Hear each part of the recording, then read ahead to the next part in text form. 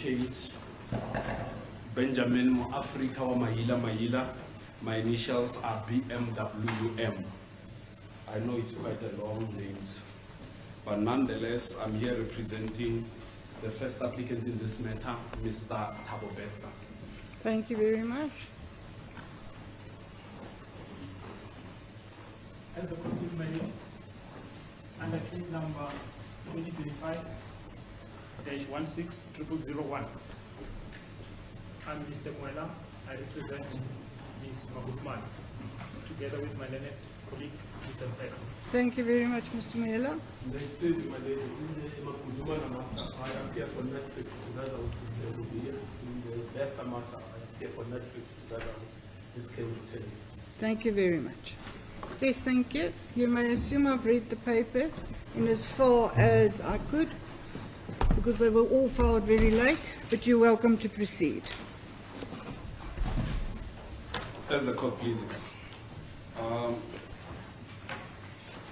My lady, as you have brought an application before you, it has got two parts. Part A is the one that has agency, which seeks the interim, the interim interdict. And first of all, I will want to start by arguing the agency aspect of it. Nonetheless, we have agreed with the respondent counsel to say we'll proceed with the whole argument, and we'll also have the second applicant proceeding with his argument, and after we'll reply later on. So I will just start with the agency, then after that get into the merits of the matter as it is. You're welcome. As per the papers that we have already received, is that this matter is not urgent according to the respondent. But nonetheless, we are arguing that this matter is urgent simply because we are having a documentary that must be broadcasted or flighted tomorrow. And that fact that there will be a broadcast tomorrow on the 12th of September, it means that confirmation of an event or a date of saying on the 12th, Netflix will be broadcasting the documentary. It becomes an agent triggering event. When we have that as an agent triggering event, we cannot wait any longer to have this matter heard at any other time. And having said that, I will want to bring the court to the attention of a case of Luna Miebel, BPK. This case has decided has laid down the principle on Rule 12, subsection 6, whereby it stated that for agency to be, there are two things that need to happen. Number one is that the circumstances of the case justify the shortening of times and the non-conformity from the rule. Number two is that if a matter is not heard urgently, that the applicant will not be afforded substantial redress at a later stage.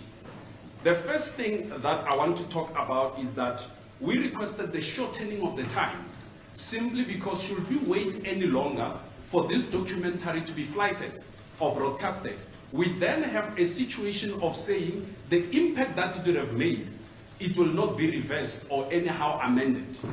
That's why we requested that this matter be heard on urgent basis. Then number two, we are dealing with the issue of substantial redress at a later stage. On our part A, we are arguing to say, should this Netflix documentary be broadcasted, my lady, how will Mr. Bester be afforded any substantial redress when this very documentary, seemingly it has got impact on his trial, which is pending? Well, the magical word you used is seemingly. It will have. Remember, I'm saying seemingly because we don't have the full, we don't know what is contained fully in the whole documentary. We are talking about the trail of almost 30 seconds or so that has been exposed to us. So according to the trail that has been exposed to us, there is so much that seemed to have an impact on him. Even on that shortest 30 seconds, we have a lot that we can say, these are some of the words that are said that will have impact on the trial of Mr. Thabo Bester. and I will come to the merits and explain some of the things that I'm speaking about from the trailer.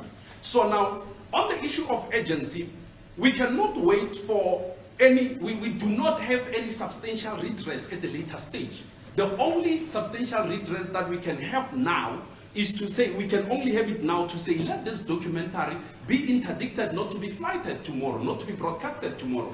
Why? Because the moment it's broadcasted, whatever that is in there, it is most definitely going to affect our client trial, which is pending at the moment. And also, I have one interesting case of Mogalakwena Local Municipality versus Provincial Executive Council, where Judge Tuchen stated in paragraph 64 that it seems to me that when agency is an issue, the primary investigation should be to determine whether the applicant will be afforded substantial redress at hearing in due course. If the applicant cannot establish prejudice in this sense, the application cannot be urgent. Once such prejudice is established, other factors come into consideration. I want to emphasize the aspect of prejudice. To say, here we are having an urgent matter because there is a prejudice that the applicant, Mr. Thabo Bester, will suffer. What prejudice are we talking about? Number one, we are referring to the right to a fair trial, Section 35(3) of the Constitution of the Republic of South Africa, Act 108 of 1996. Now, we are also referring to the right to human dignity, which is in Section 10 of the very Constitution I mentioned.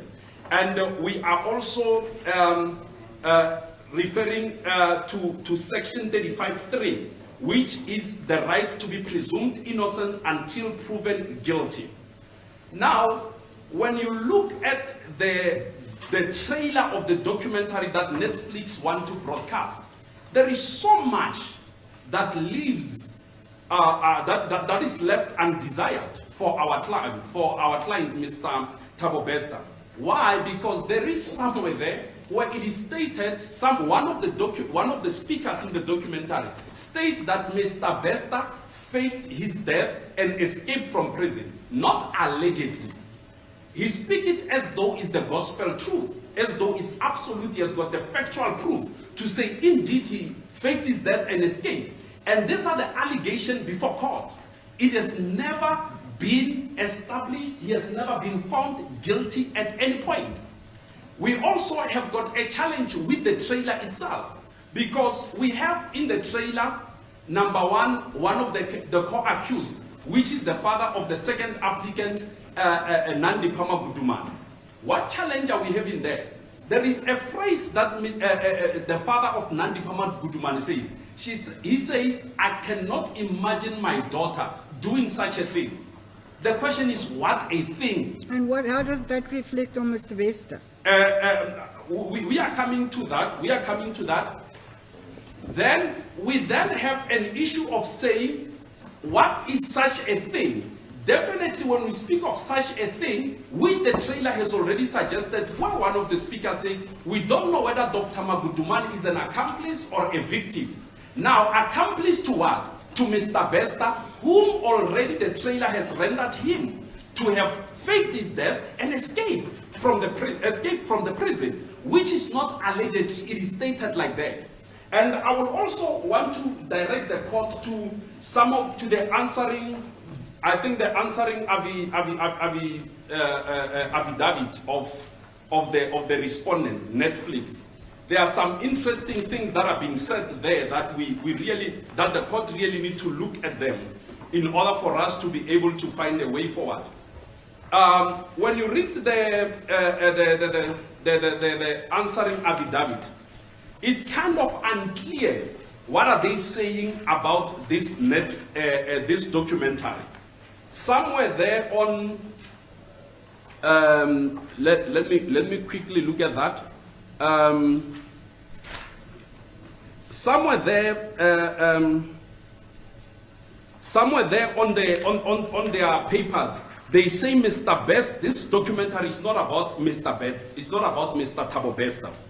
They state it, but somewhere there, they simply state it clear that it's about Mr. Bester. And then still, that is what the court needs to look into. In paragraph 28, of the answering affidavit, it says, at paragraph 46 of the funding, Mr. Bester alleges that Netflix is exploiting his life story for financial gain without consent, which seems to be a repetition of his personality rights argument. As indicated above, this rejected. There is no exploitation of Mr. Bester's life story. The documentary focuses on the prison and criminal justice system, as well as broader societal issues about social media, gender-based violence, public safety. This is not Mr. Bester's life story. It is proven this will be a private law claim and remedial through damages. So now they say the documentary is not Mr. Bester's life story on paragraph 28. And I want the court to also look at paragraph 9 of the answering affidavit again. It says on paragraph 9, the Beauty and Bester, which is the subject of this application, is similarly a true crime documentary. True crime documentary. It profiles one of the most notorious events in South Africa, recent criminal justice history, the escape from prison of Mr. Bester. The escape from prison of Mr. Bester, who is convicted murderer and rapist. His relationship with famous and glamorous medical doctor, Dr. Nandi Pamaguduman. It is this documentary which Mr. Bester does not want Netflix viewers to see. The documentary was produced by a company trading, this part is not important for my argument. The most important part is that they said this is not about the life story of Mr. Bester. Now here they come on paragraph 9, that this is about the escape from prison of Mr. Bester. Escape from prison. The problem is this. We said we are arguing on section 35, subsection 3 of the Constitution, whereby everybody has got a right to be proven innocent. Everybody has a right to be declared innocent until proven guilty. Now here we have a situation of saying the Netflix, it is putting it as a confirmation, as if there is a judgment that Mr. Bester has escaped from prison. And there has never been any proof that says he has escaped from prison. He has never been convicted on that. And that is what the court needs to look into when it look into this this documentary. And also on that, speaking about the documentary, there is a very interesting aspect that turns this documentary not into a social commentary. It turns it into some sort of a kangaroo court, or a quasi-court, or a moot court, whatever kind of a court we can call it. Because somewhere there is one of the most respected legal person in this country, Judge Cameron. Judge Cameron... Are you saying Judge Cameron is the head of a kangaroo court? I'm not saying he's the head of the kangaroo court. I will not even dare to say that he's the most senior. I have to give him so much respect. I'm saying this documentary becomes some kind of... I have never impliedly said that, and I will never say that. And I'm not even creating that impression to the court. Well, what I'm saying to the court is... Yes? Permit me to answer, and I will finish my statement. What I'm saying to the court is, we are having Judge Cameron featured in the documentary. The first thing that he says, which is just a line in opening, he says, this is the most improbable thing that I've ever seen as a judge and in my life. Now, Judge Cameron is speaking as a judge and also in his personal life. He is not just there as a commentator. He is there as a judge, and he acknowledges his position. He says, as a judge. And I am saying, or rather we are saying in our application, such makes this whole documentary to take a different turn, because the moment a former judge who has done so much work, we read so much of his precedents. I have so much respect of Judge Cameron. And I'm saying, him speaking there, talking about this as one of the most shocking stories of his life, it then creates a certain element in this documentary to say, it seems like Mr. Thabo Bester, who is fully a center of this documentary, is already found guilty in a documentary. And why am I saying this documentary is still about Mr. Bester? Because they say the beauty and the Bester. Who is Bester? Is Thabo Bester. Now, we know the phrase Beauty and the Beast from one of the old movies. Now, the Beast no longer exists. Who exists? The Beast has been replaced by Bester. So it means that in the nearer future, we are likely to have a situation whereby when kids are asked, what do you know? They won't say the Beauty and the Beast as we knew in the literature of English ourselves, who grew up during that time.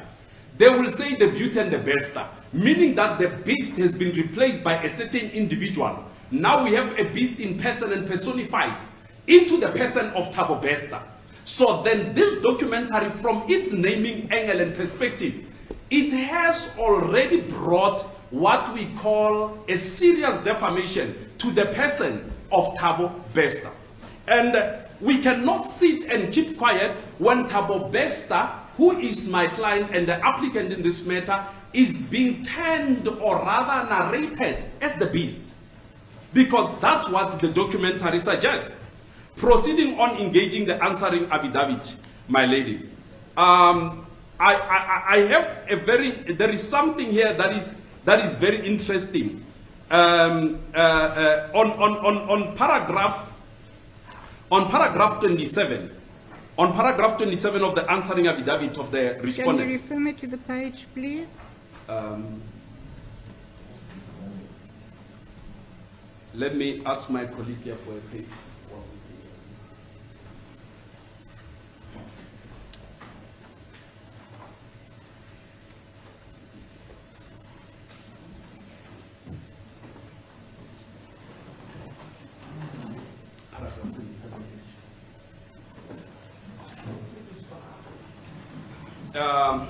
Thank you. My colleague just assisted me. He says it's 137.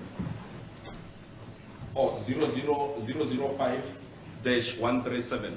Apologies for the delay, my lady. Thank you. I am reading from the hard copies. I'm still functioning like an old lawyer, even though I'm young. Yes, I'm there. As I proceed on paragraph 27. At paragraph 28 and 29 of the founding affidavit, Mr. Bester alleges unlawful exploitation of his personality rights. There is no exploitation of Mr. Bester's personality rights. A documentary about an alleged escape from one of the most secure prisons in South Africa is clearly in the public interest. Moreover, this documentary deals with broader issues of global significance, including social media, gender-based violence, public safety. Netflix is entitled to commission such documentary.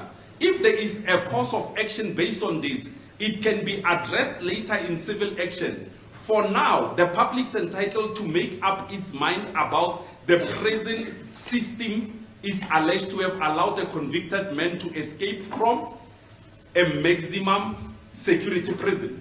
Now, reading paragraph 27, it creates an impression of saying, this documentary will simply come and say, we have done our research, we have the fact, we have found the truth, Mr. Bester has escaped. But there is no court that has declared, that has made a judgment on that. And if they say the public is entitled to make up its mind about how prison system is alleged to have allowed a convicted man to escape from a maximum prison, a convicted man has escaped from a maximum prison, they are already creating an impression of saying he must be found guilty. And that's where now we are talking about a fair trial right being eroded or violated. And also, my lady, I want you to also look at something that is very interesting here on the very same answering affidavit. On the very same answering affidavit. On paragraph 40 of the answering affidavit, it says, I hope the page will not be a problem this time. On paragraph 40 of the answering affidavit, it says, Mr. Bester's allegation about consent, participation and approval rights are thus both factual, inaccurate, and legally irrelevant to the relief sought. there is simply no basis upon which a notorious public figure such as Mr. Bester can seek censor to censor speech about him simply because he has not given consent. If this were the law, no speech about public official or public figure will be permissible absent absent their consent. Now, I want to direct the court specifically to this phrase that says there is no simply basis upon which a notorious public figure such as Mr. Bester can seek to censor speech about simply because he has not given consent. Now, because there is Mr. Bester who is purported notorious, and this has to be questioned, how do we conclude that somebody is notorious? Is there a measure that Netflix uses to declare somebody notorious? What do we have 1 to 10 to say Mr. Bester is notorious? When you cross the bar of 8 allegations, or if you say that's where you are notorious, or how did they conclude that he's notorious? And having said that, they still come to say there is no way he should consent. It means that now the right to dignity of Mr. Bester is in question. He has no rights anymore. He can be spoken about as if it's just a piece of meat that has no feelings, emotions, or mind. Then that's where the court needs to look into this documentary as a violation and erosion of human rights. Because if Mr. Bester is notorious and we can talk about him anyhow and have people speaking there and declaring him guilty as if they've got all the facts right and the court has backed their claims, then we are having a challenge in South Africa when it comes to protecting human rights.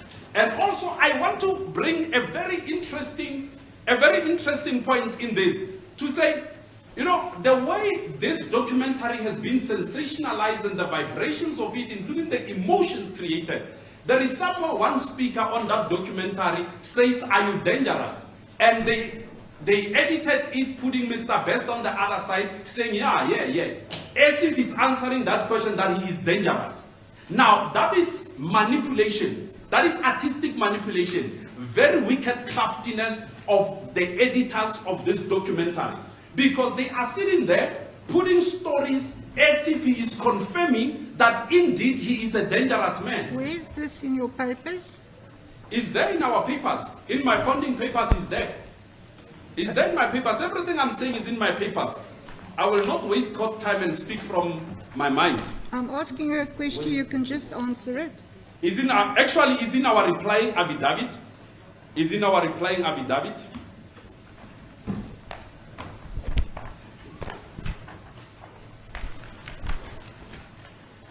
Yes, because it definitely wasn't in your founding, so it's something new. Yes, it's. My lady, I didn't get that one. Can you please repeat that? I said it wasn't in your founding affidavit, so it's something new in your replying affidavit.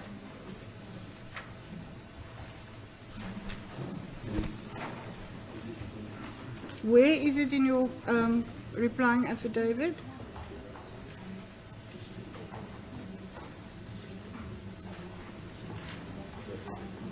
Actually, in our funding affidavit, we do explain about the manipulative editing that this documentary has. And on our replying, we were expounding on that. Actually, our replying, we were adding more meat to what already is being raised in the answering affidavit. So where's this about Mr. Bester, and then as though he answers yes, he's dangerous? I'm trying to get the paragraph of, the actual paragraph where this is being actually said.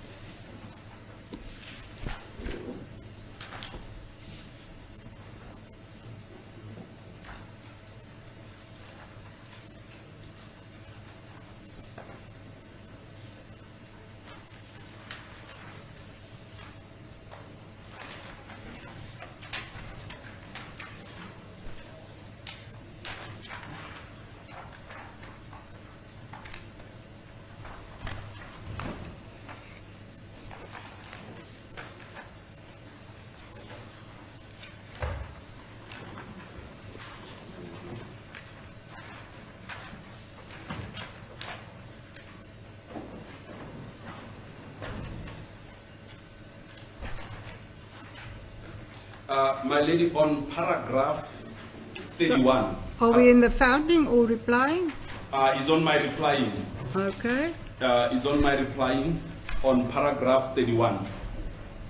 On paragraph 31. Excuse me, my lady.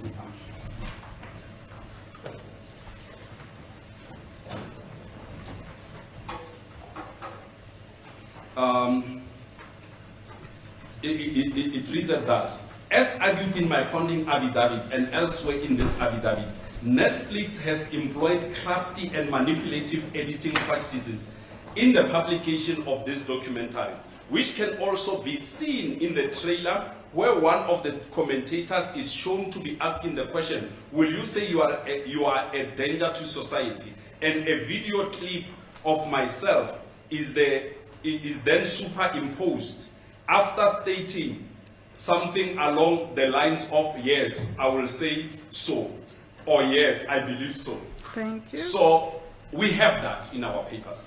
So now this also shows that this documentary simply tries to drive a certain narrative about Mr. Thabo Bester.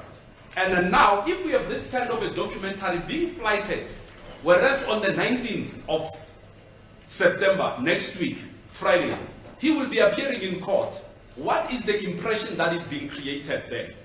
And also, these are type of documentaries that make the public to believe that somebody is guilty. When they are not found guilty, then the judicial will be looked at with wrong eyes or will have a bad reputation, simply because there were some prominent people, celebrities, who were speaking, social commentators, that he is guilty. And this is so emotionally created that it becomes one of the greatest assets of manipulation that you look into this documentary. I saw one of the celebrities, well-known figure, crying. I wonder, why is she crying? What does she know? Was she there? So these are some of the questions that we really look into. And also, one of the impressions that Netflix or the respondent is creating is to say they are listing a number of articles that have been written about Mr. Thabo Bester. To say it has been written about his rape cases, his Facebook, whatever. They bring many articles that they Googled and they printed them and brought them to court. Now, my question is that because there has been so much published unfounded without having the actual proof of that, should we allow the further publication on that? Is that how things must be? Because some articles have been written in some newspapers, some video clips have been made on social media. Must we allow also Netflix to do the same? And Netflix has already described itself as one of the giant media houses that says it has got 300 million, how many? 300 million subscribers or viewers. Now, if Netflix published this tomorrow, this documentary tomorrow, just for 1 hour, with their 6-point-something million followers in South Africa, it means that in a space of 1 hour, after this radical marketing that they have undertook with this trailer and this documentary through the trailer, it means that we are going to have many people seeing this, and after to see this, a public opinion and the public court would have decided otherwise about Mr. Thabo Bester. Then when that has happened, the question I'm having is this: are we still going to have are we still going to have a fair trial in that regard? Sorry, are you saying that a documentary will influence a court, a judge? I'm saying, because I find that quite preposterous. Because let's just take it to the end. A judge can only make a finding on the evidence that's before him, and it can definitely not be on a documentary. I am saying a right. What I'm saying, which is in my papers, I'm saying a right to be presumed innocent until proven guilty, which is section 35, subsection 3 of the Constitution, needs to be protected. This documentary, I'm answering your question. Allow me a space to elaborate my answer. I will answer you fully, my lady. I am saying section 35 subsection 3 of the Constitution, a right to be presumed innocent until proven guilty, has to be protected, including even with a notorious person as labeled by the respondent, like Thabo Bester. Why?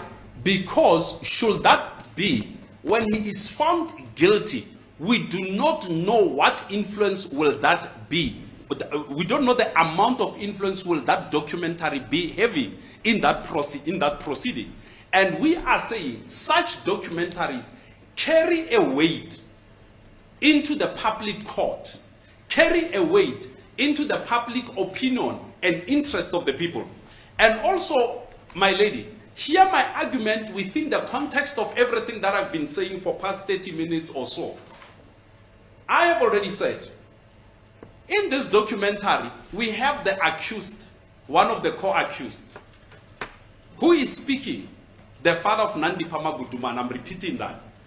And she says, I could not imagine my daughter doing such a thing. It's left there so that people can go and watch the documentary to hear what such a thing will my daughter be doing. And now we also have a judge, Justice Cameron, speaking in that documentary, saying, as a judge, I have never seen such a thing. What a thing is that? Definitely we are talking about Thabo Bester's alleged escape, which already the answering affidavit have stated that this documentary is about that. Now, my argument says, when such documentary are flighted or broadcasted, we then are standing in one corner of the truth, because he is also not given a right of reply. But that is not part of this argument. It's part B of the argument. I'm just saying it in passing, because it has to balance my argument. Part B has to balance my argument in part A. So, the court finding him guilty or not finding him guilty, the moment he goes on the street and is not found guilty, because I believe that he's hiring lawyers like us so that he should not be found guilty. He will not be found guilty, I suppose.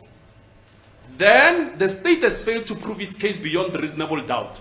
Now, already the documentary has stated some kind of their truth or some kind of their baseless facts to say he has escaped. Now, it means the judiciary of South Africa allows somebody to walk free who has been found guilty by the public opinion.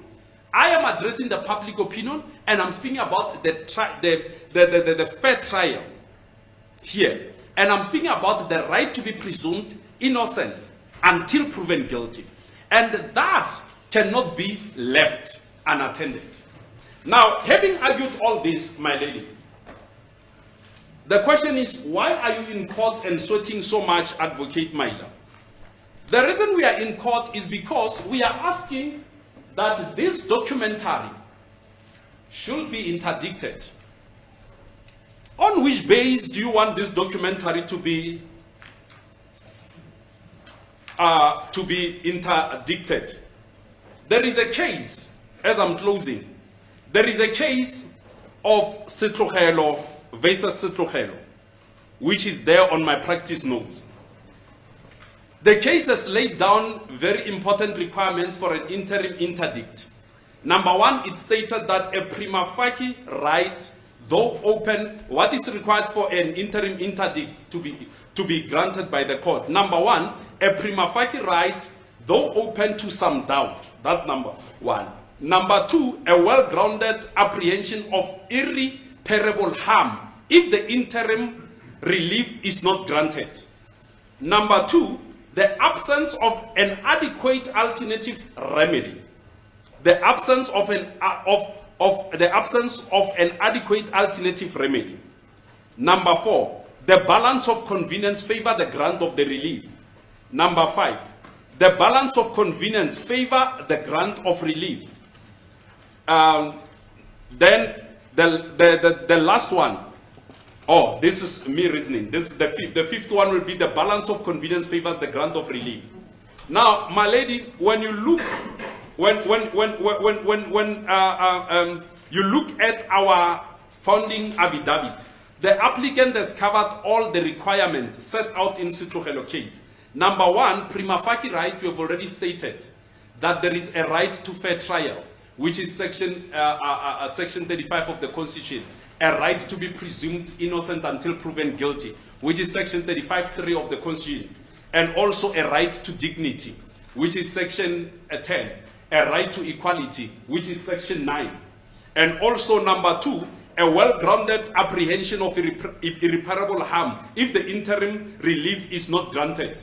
There is a phrase we use there to say once the bell is rung and the documentary is flighted, what then will be of Mr. Bester? And people have seen the story, have heard whatever that has been heard. What more will be? Obviously, there will be irreparable harm. After the documentary has played for 1 hour or 2 hours, since they said it's 3 parts, after the first part, they are done with Mr. Bester. He's already guilty by the format of the trailer. Number 3, the absence of adequate alternative remedy.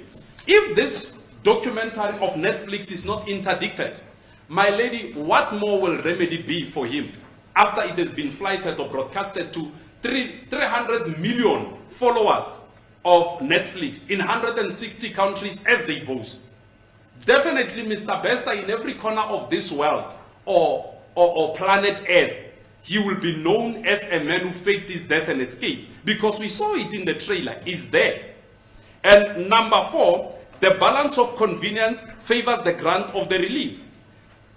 I mean, when you read what the respondent says in their papers, they say the reason this has to be played or flighted is because they cannot keep their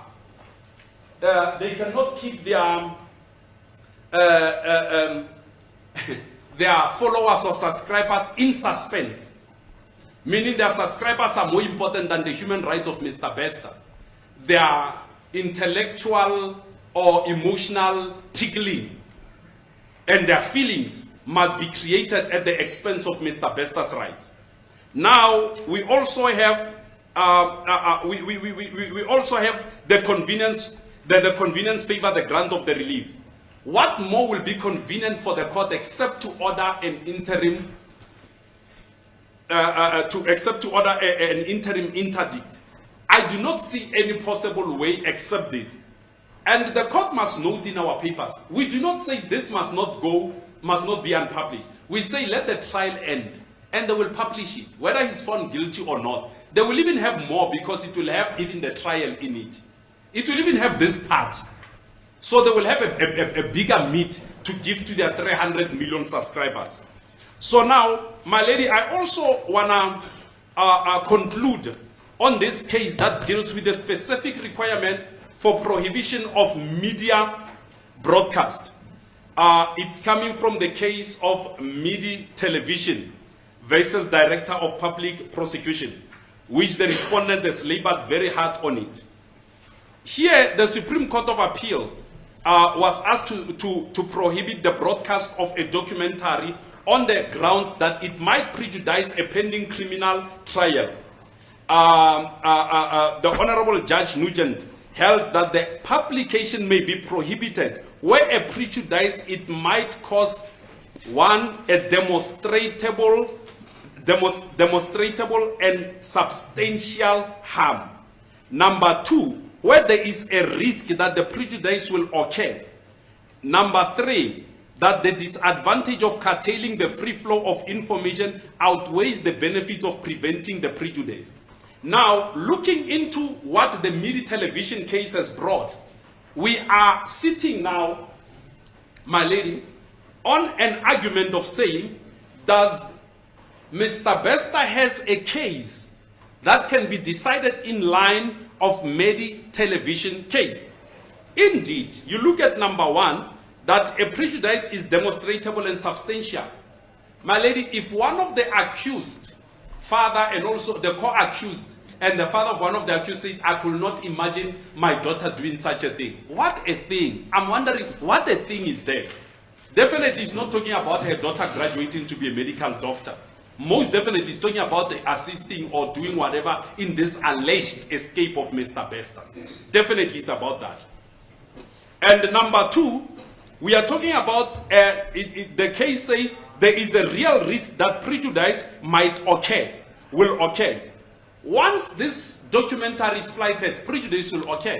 What prejudice is that? We can mention close to 20, but for now, I will say to save time, let's mention 2 or 3.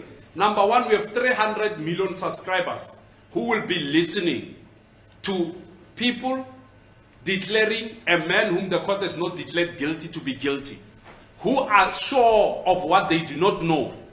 That contradiction there, they are sure of what they do not know, as if they were there when they saw him escape from a prison. We have that problem now. And we cannot allow that to be flighted, because there is a trial coming. Let the trial decide. After the trial to decide, that will happen. And my lady, this is not the first documentary, by the way. We had documentary of many celebrities with their trials, including your Oscar Pistorius, including your Mudimulle, Monster, all of this documentary after the trial. Why is this one supposed to come up now? Now, number 3, the disadvantage of curtailing the free flow of information outweighs the benefit of preventing the prejudice. Now, there is an argument of saying we are affecting the freedom of expression of Netflix. But the truth of the matter is that we are not. Because this documentary is their investment, they have made it with their money. They can still archive it and do more parts, play it later. It will still be there in their archives. That is their intellectual property right, or their right to creative work. So we are not doing this application to curtail the free flow of information. Perhaps at the time when they do this, Mr. Bester will be granted a right to reply. So my lady, having said that, this brings me to the conclusion of my argument to say, if there is one thing that I will argue the court should do, is to simply grant an interim interdict of this documentary. Allow the court to make a decision on Mr. Bester's case, looking into the constitutional right of Mr. Bester. Number 1, a right to be presumed innocent until proven guilty. Number 2, a right to a fair trial. Number 3, a right to dignity. Number 4, a right to equality and protection of the law equally. Having said that, I thank you, my lady. Thank you very much. Are we going to let you first answer, counsel? Yes, I'm happy to answer, my lady. Or do you want to first talk? Anything, my lady. Okay. You have got a microphone. Yeah, I was just worried. My lady, we are in your hands, but I'm happy to just run it now. I think perhaps we let both of them argue. Yes. I think it's going to be easier. Are Yes, you as ready you to please. proceed, counsel? Please, my lady. I'll just seek indulgence to set up this to. Yes, certainly.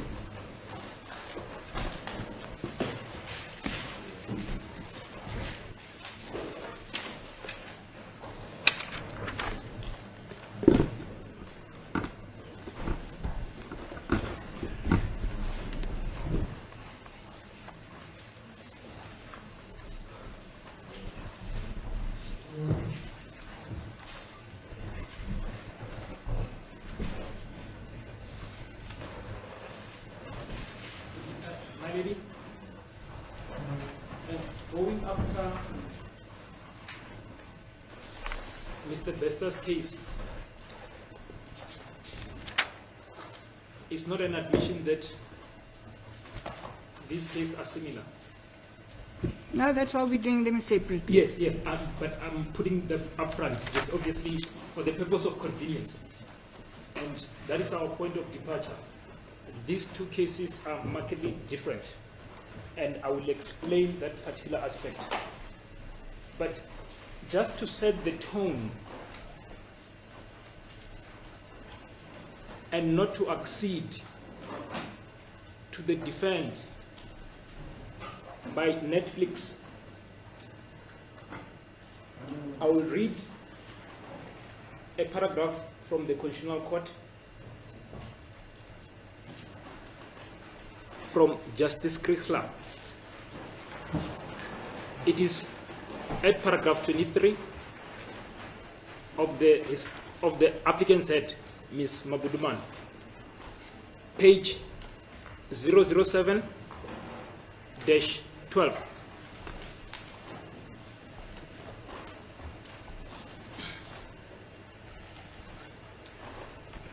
This is just to set the tone and to privilege this court with the necessary vocab that we're going to binge on and move with it to demonstrate the strength, if indeed this case is decided on Section 35 of the Constitution, ultimately demonstrating the weakness of the respondent's defense. This relying on Section 16 of the Constitution. In other words, they say this case, it's a contest or balancing of Section 35 and 16. We differ from that aspect, but I'm just reading this aspect to set the tone. In that, if we find ourselves there, we are covered by what I'm reading here. And this is what it says in that Sanderson versus Attorney General citation is there on the footnote. So we quoted paragraph 22. Sorry, where's counsel gone? Oh, there you are. Yes, I can't see you. I'm here, my desk. I'm here, my desk. I want you to listen. Yeah. No, I'm listening. Okay, As yeah. the court, please, Malay, this is what it reads. It's a lengthy paragraph, but you know, just to set the tone, I think that I'm going to read it verbatim. Others, I will assume that your ladyship, as it has been confirmed that these papers have been read. I will suggest in a moment why the fair trial protection of the accused extends to non-trial related prejudice.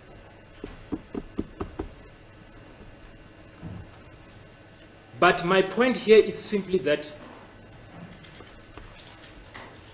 a narrow textual approach of Section 25(3) is likely to miss important features of this provision.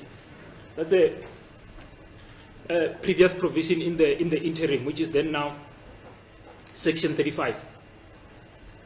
The central reason for my view, however, goes to the nature of the criminal justice system itself. There's a mention of a fair trial and the nature of the criminal justice.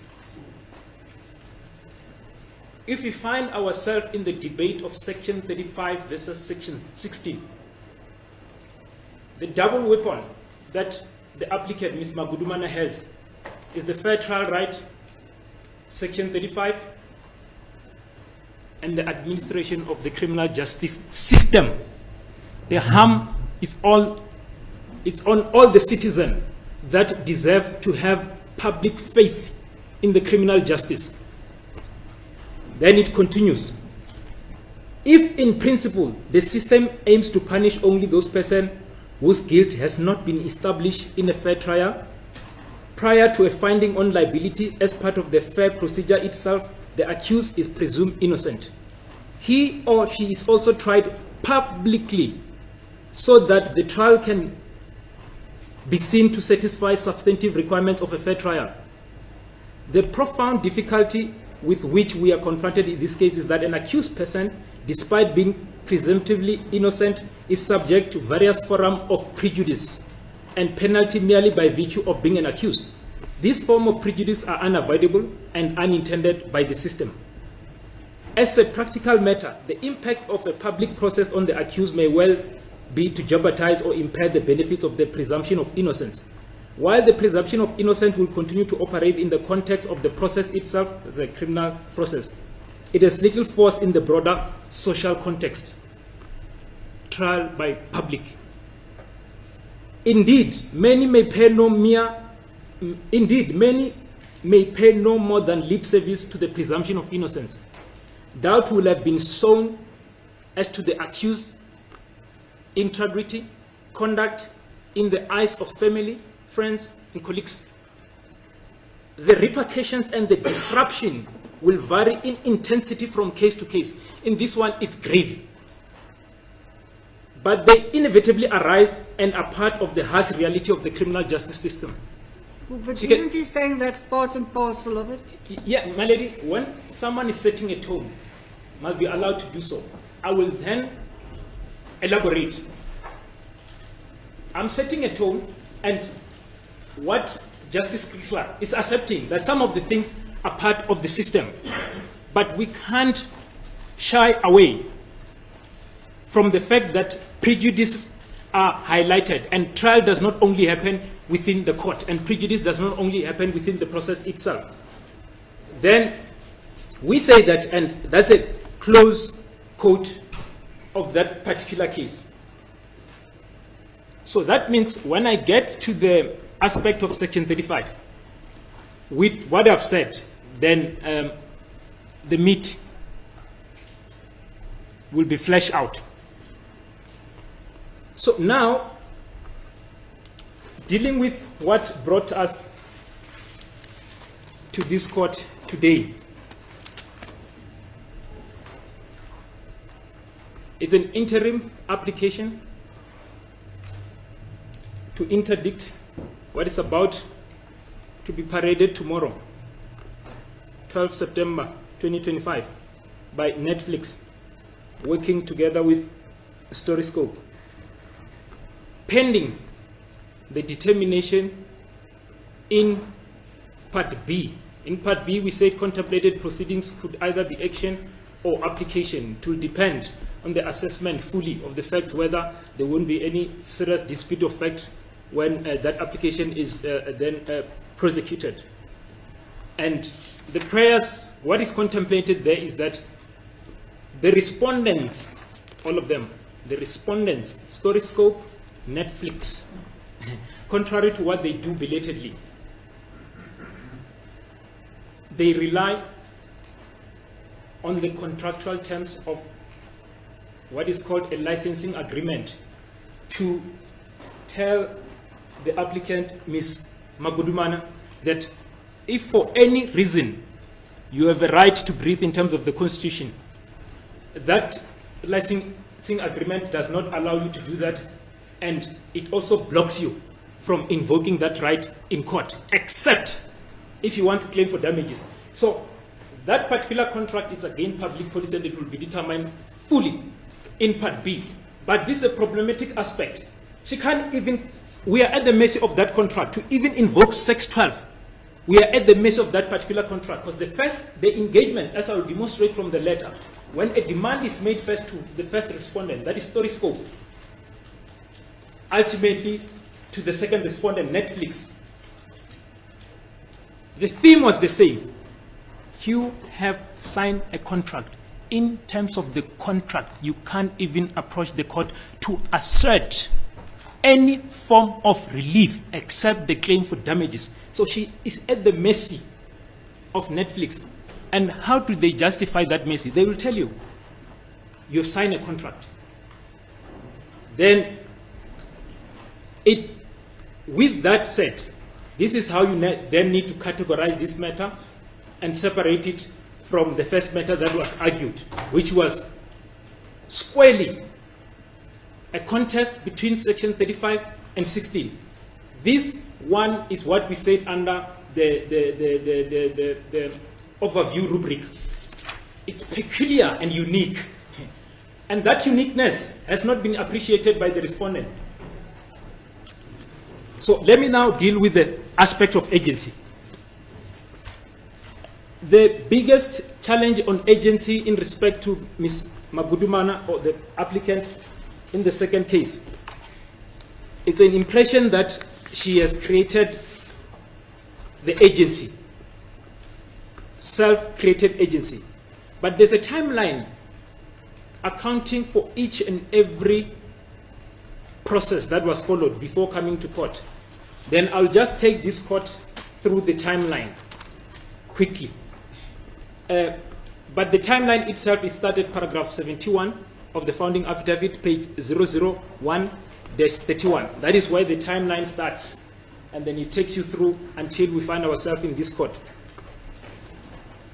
On the 20th of August 2025, it marks the first event that brought us before this court. That is page 001-117 This is the letter of demand by the applicant's attorney, directed to the first respondent, story scope, bringing to the attention of the particular prejudice that might ensue. So in other words, on the 19th, Mr. Machini, who's also representing Ms. Magudumane in the criminal trial, came to know about these sound bites. I won't repeat them. My learned colleague dealt with the sound bites and the content, so I won't repeat. He heard for the first time about the sound bite, and it resulted in this letter of demand being sent to the first respondent. My lady, I will presume that what has been pleaded in the founding papers obviously incorporates everything that is there, but it's simply a letter of demand, desist. Do not publish this without giving our client an opportunity to comment, view, and have an input. Not in terms of some natural right, in terms of what is common cause. There is a commercial agreement between Ms. Nandipa Magudumane and Storyscope. So it's quite different from that other particular one. It's not an issue of natural right coming from the air. It's a contractual right that she was also trying to invoke. Then the response from the first respondent, my lady, you will find that at page 001-122. And specifically, I want to direct your ladyship to paragraph 3 of that particular letter, if your ladyship is already there. That is the response from the first respondent. Paragraph 3, it says that, in particular, we will not be addressing any matters that pertain to Dr. Nandipa Magudumane, as Mr. Mgudwa and Mr. Mutlou, who has signed a release on behalf of Dr. Magudumane in terms of the power of attorney, are aware there are existing contractual obligations that apply to Dr. Magudumane. Then in paragraph 4, they say, I must candidly say that the extent to which the information has already been shared with yourself, the legal representative of Mr. Bester, obviously they were thinking that if you were once appointed, you are permanently appointed, in a manner that potentially violates those contractual terms, is a matter of grave concern to us. We reserve our rights in regard. So they say that I urge Mr. Mgudwa and Mr. Mutlou to consider the relevant clauses before further discussion. Is the clause of that agreement that says that she's not even allowed to see the doors of this court. Her section 34 right, she can't exercise. She only exercises at the mercy of the respondent only to claim for damages. Then Netflix, at on 26 August 2025, page 001-125. I said Netflix. This is the letter by the applicant. I want to direct the court to paragraph 9.2 therein. I'm there. Having seen the response from the first respondent in the letter that I've just read before, now it was clear that there might be some impasse between the first and the second, but the publishing is going to be done by Netflix. The first respondent is the production company. They have an arrangement. The applicant's attorney requested that they be provided with the information of Netflix so that they can then engage with Netflix, because ultimately it's Netflix that is going to publish this particular aspect. Then there was no response to that. And at paragraph 73 of the founding affidavit, which is then found at 001-32, the applicant asserts that, or the attorney visited Dr. Magudumane in prison for consultation to inform her about what's happening. Remember, she doesn't enjoy the same rights that we enjoy. You have to set up a consultation to go to prison, to even give a report. So it's not for the applicant attorney to decide that now we are going to court. After everything that has been discussed, you must still report to the client and obtain necessary mandate. This is the meeting to obtain further mandate in light of what was about to happen. Then, at paragraph 77 of the founding affidavit, it is then recorded that an instruction was given that you can still engage, because Netflix has not been engaged. You can still engage. There is a possibility of this matter not reaching this court. Then you then have a letter on the 28th of August 2025.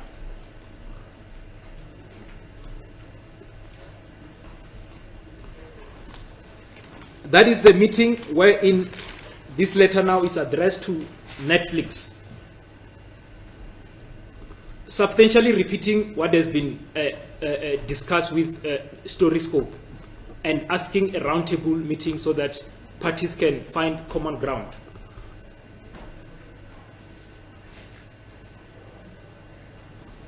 Netflix then responded only on the 31st of August 2025 to the letter of demand. And obviously they reiterate that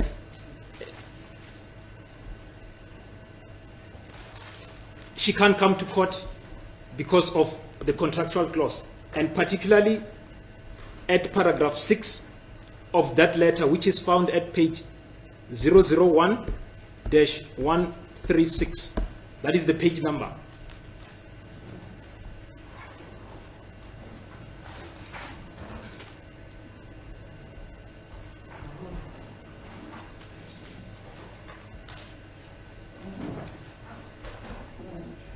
Paragraph 6 of Netflix response says that Dr. Magudumane has also concluded an archive licensing agreement with our client, in terms of which she agreed commercial terms with our client for the use of her personal archives in the production of the documentary, and that she has waived the right to interdict. She has waived this right that we're trying to do. The right that she has in terms of Section 34 is simply access to court. She has waived it. And the court must endorse that. Because what? Netflix empowers artists in the country, invests a lot in the country, therefore they must be excused from the constitutional supremacy, must move to a capital supremacy. And then she has waived the right to interdict documentary. Obviously, the terms of the agreement are confidential, but the point is made. So, my lady, there's no escape that this matter is markedly different from what you've had in the first application. This is their own terms. You can forget about, obviously, what is then being attempted now in this court to confine it to that comparison. Then, just to move fast now, because we're on the 31st, I'll just summarize what then happened from the 1st to the 5th, in order not to derail this court. From the 1st to the 5th, there was engagement between Netflix and Dr. Magudumane, and particularly in respect to the roundtable request. Netflix said, we've played open cards, we've placed our version fully, we've told you the limitation of your case, but you are not saying anything. But at the same time, you are requesting a roundtable meeting. Then Dr. Magudumane then paused for a moment that, wait, let's place our version, because it seems like the reservation of roundtable meeting is based on the fact that the other party is playing open cards, the other party is not. Then she then placed that version, that this is my version, on the 4th of September, and gave Netflix an opportunity to respond, failure of which she will approach the court. She gave them an ultimatum until the 5th of September, 2025. Then, on the morning of the 5th of September, Netflix did not just ignore that request, they said, please grant us an indulgence, we want to take further instruction. So they did not say, we have reached the loggerheads. They wanted to consider that particular aspect, and she could not have rushed to court when they said that we are taking instructions. Only after 3 hours did they say that now we have reached the deadlock. We are no longer engaging further. And that's when now the process of then approaching this court commenced. And they got the unsigned papers on the 7th, less than 2 days, on the 7th of September, unsigned. And then they got the signed one on the 8th. So they knew about the case from the 7th. On the 8th, it's simply the signed papers. And that's how, because of the exigency of the matter, it requires that so that you give your opponent sufficient time. But in any event, even on when a deadlock was reached, they were forewarned about what is going to be sought in court. A draft notice of motion was sent, and then a draft overview that, so that you can have a sense of what is going to be brought, so that you are not caught by surprise when you receive the papers, because that is the requirement. When you are prosecuting an extreme urgent matter, you keep your opponent abreast. In fact, they even say that we don't appreciate that you are sending us unsigned papers. So they are simply saying that don't even comply with the requirements that you should if you are prosecuting urgently. But they also want to use it, that now you don't even engage. You sit and then you come to court. So I've accounted to the aspect of self-created agency, and I would submit, my lady, that the applicant in that respect have met what is required. Give a reasonable account of what happened, not give the perfect account. This is perfect, but it doesn't say give perfect. Reasonable account is there in ISROP, is there in Mohalakwena. And the requirement is this. Once you are faced with an urgent matter, you have two things that you have to do. Investigate, try to resolve. I've dealt with the issue of trying to resolve. Investigate, consult with the client, seek more information. In fact, in one of the first letters, the respondent had said that it seems like you are not well vested with this information. You need to source more information, and then she did that. So I closed that aspect of self-created agency. And it also dealt with the issue of whether she would be afforded substantial redress in due course. When is this due course going to happen? Because even if she had elected that the due course is the normal course, wherein you follow the normal Rule 6, 10 days, 15 days, heads of argument, practice note, you get a date from the registrar. Here you are the registrar. But in terms of that problematic contractual clause, there's no due course for Dr. Magudumani. It doesn't exist. It can only exist if this court intervenes on an urgent basis. That due course will never ever exist. She will not enjoy. Unlike in the Thabo Bester matter, there's no any bar can invoke Section 35. Dr. Magudumani can't. She's there at the pocket of Netflix. Netflix decide what right does she have in terms of the Constitution.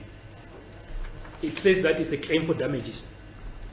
She's not, if that is endorsed, it goes to the issue of unequal treatment. There's one person in this country that is not allowed to exercise any right in the Constitution, subject to approval of Netflix. That is Dr. Magudumani. Can't be argued that that's unfair treatment if this court is going to endorse that. So she must live with that, with the unknown due course, and with the consequential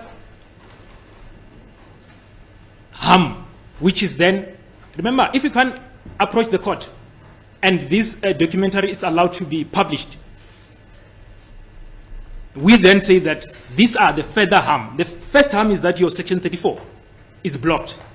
But the consequence of that is that Section 35, there's a reasonable apprehension based on those sound bites that my learned colleague dealt extensively, that it will be violated. That's why you say that there's a reasonable apprehension. You don't have to wait for the harm to happen.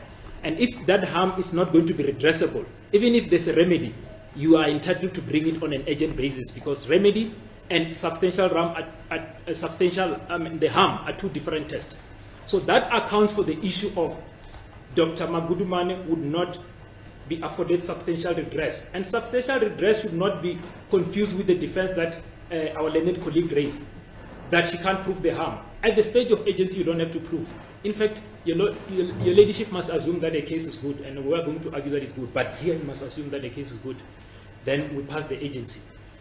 Then what are we left with now? We're left with the 4 requirements in Sitlogelo versus Sitlogelo of an interim interdict. My learned colleague dealt with that as well, so I won't reiterate the position in law. It's right. Yes, But- and there's been many cases Yes. after Setlogoli versus Setlogoli. Yes, it's just the biblical reference. That was, I think, in the 1919. Yeah, you have Before any of us were born. that is correct, my lady. That's why I'm saying it's biblical. So we leave it there, but obviously it gives us, just if you don't want to reiterate those principles, you just simply say Sitlogelo and then that's it. Now, you actually refer to the latest matter. That's how it works. And, So you relate to the latest constitutional court matter on what the requirements is for a final interdict. It's not, we are not seeking a final interdict, but if your ladyship would have had regard to our heads of argument, in fact, what we did is just to dump Sitlogelo, but the reliance is not on Sitlogelo, it's just to dump it. That's why I say it's biblical.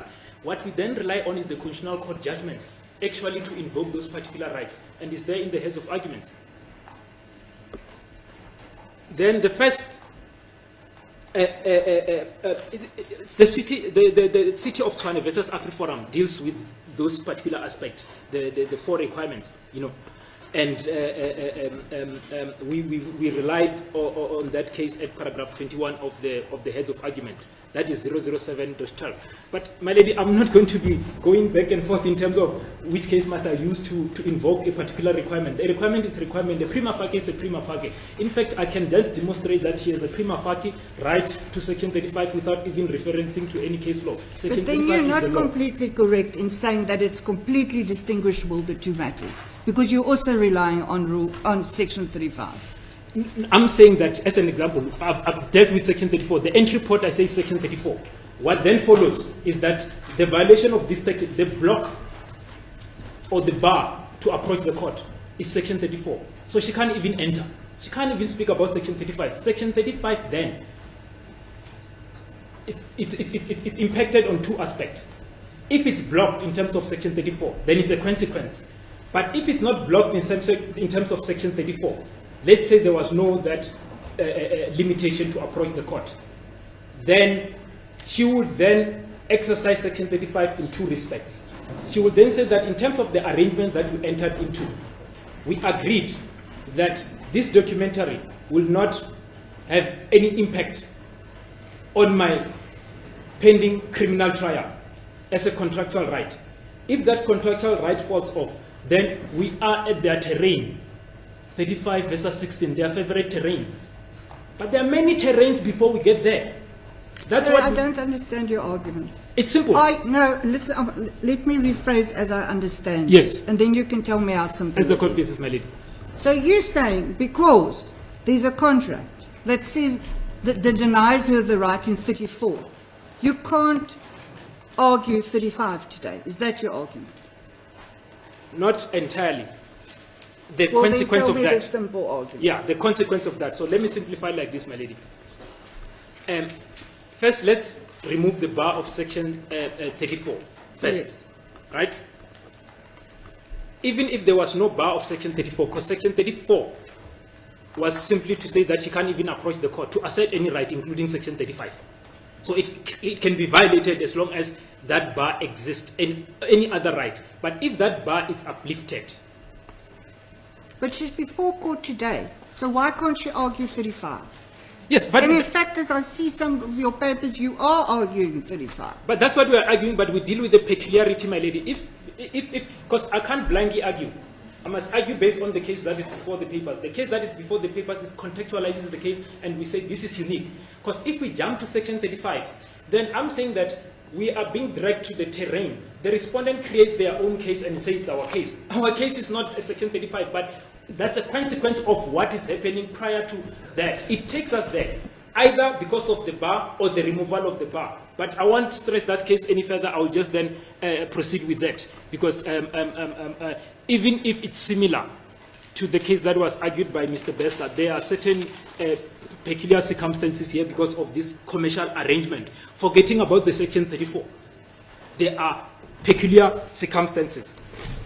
Then, my lady, the rights that I dealt with, that as a consequence or not of Section 34, those are the rights that she has.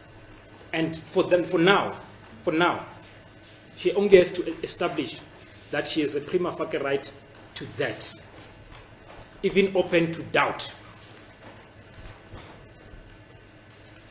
And the peculiar aspect, which it's a matter to be dealt fully in Part B, and I want this to be captured.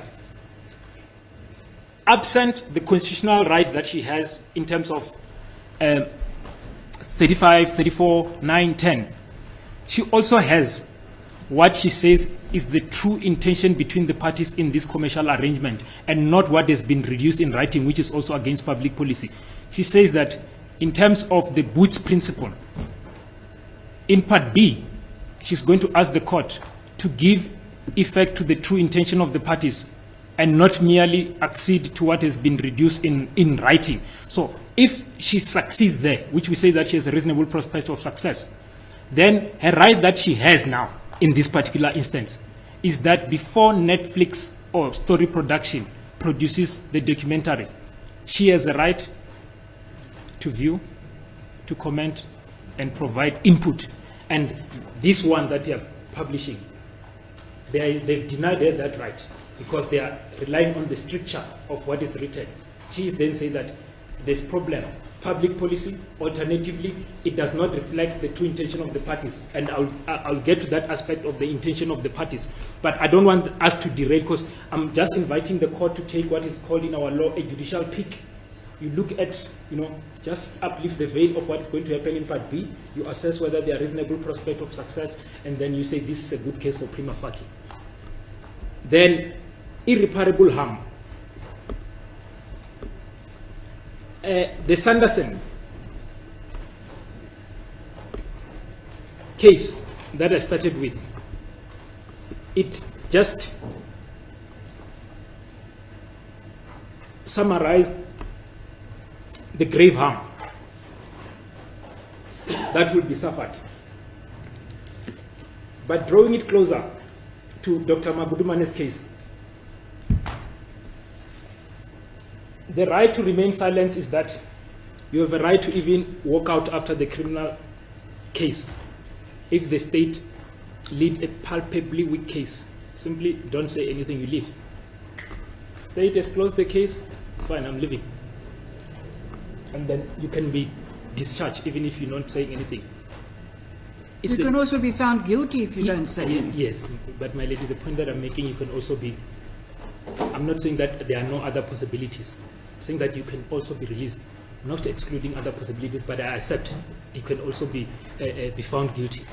But the right of the presumption of innocence means that you can also keep quiet, and then you run the risk of what your ladyship is saying. That's actually the right to silence. Yes. Then this right to silence, this is, now I'm taking closer to the favorite terrain. Meaty. It's a Supreme Court of Appeal judgment. Has it got meeting in No, its no, title? it's repeated. It's repeated. When you go to the heads of argument, meeting. Second paragraph, meeting. 3 paragraphs, meeting. Yes. So, because it's meaty. If you are going to then say that the fair trial rights are going to be impacted, there's a reasonable apprehension that they're going to be impacted, the standard is high. The harm that you are apprehending must not be far-fetched and too remote, must not be speculative. You'll see in the heads of argument, because it's going to be repeated. That I can guarantee. Meaty is going to dominate the arguments. But MIDI is not excluding that you can't prove it. It simply says that the standard is high. Then, in MIDI, So are you saying the court doesn't have to look to MIDI? Or no, what are you saying? MIDI establishes a principle that I've said. MIDI says that for you to demonstrate that there's a reasonable apprehension of harm in terms of the child, that's a principle. The standard is high. That's a test. The facts that you are relying on must not be too remote to the harm you're apprehending. That's the principle. So we are also relying on it. Because that principle does not say that you can't prove it, or it's impossible. It doesn't establish an impossible test. Then now, in MIDI, firstly, that's the principle, it applies to everyone. But there's also market difference from MIDI and this particular case, and we've dealt with that under the overview in the founding affidavit extensively, in anticipation that MIDI is going to be relied on, because we were informed of MIDI from the point of engagements. This weapon has been there, and today it's going to find manifestation for the last time. Maybe it's the end of the MIDI documentary. So you say I can overrule MIDI? No, my lady. Oh. My lady, I've been saying that MIDI establishes the principle. What I'm simply saying that it's used as a weapon. We're also using it as a weapon. But this weapon has been carried from the letters of demand, response, and today is going to find its manifestation. And then that manifestation is going to fall on Dr. Magudumani's side, on what we are going to say now. But we first have to distinguish MIDI. This is an application by an accused in a criminal trial. She has not pleaded to the charges. An accused person, co-accused, in terms of the sound bite that my learned colleague dealt with.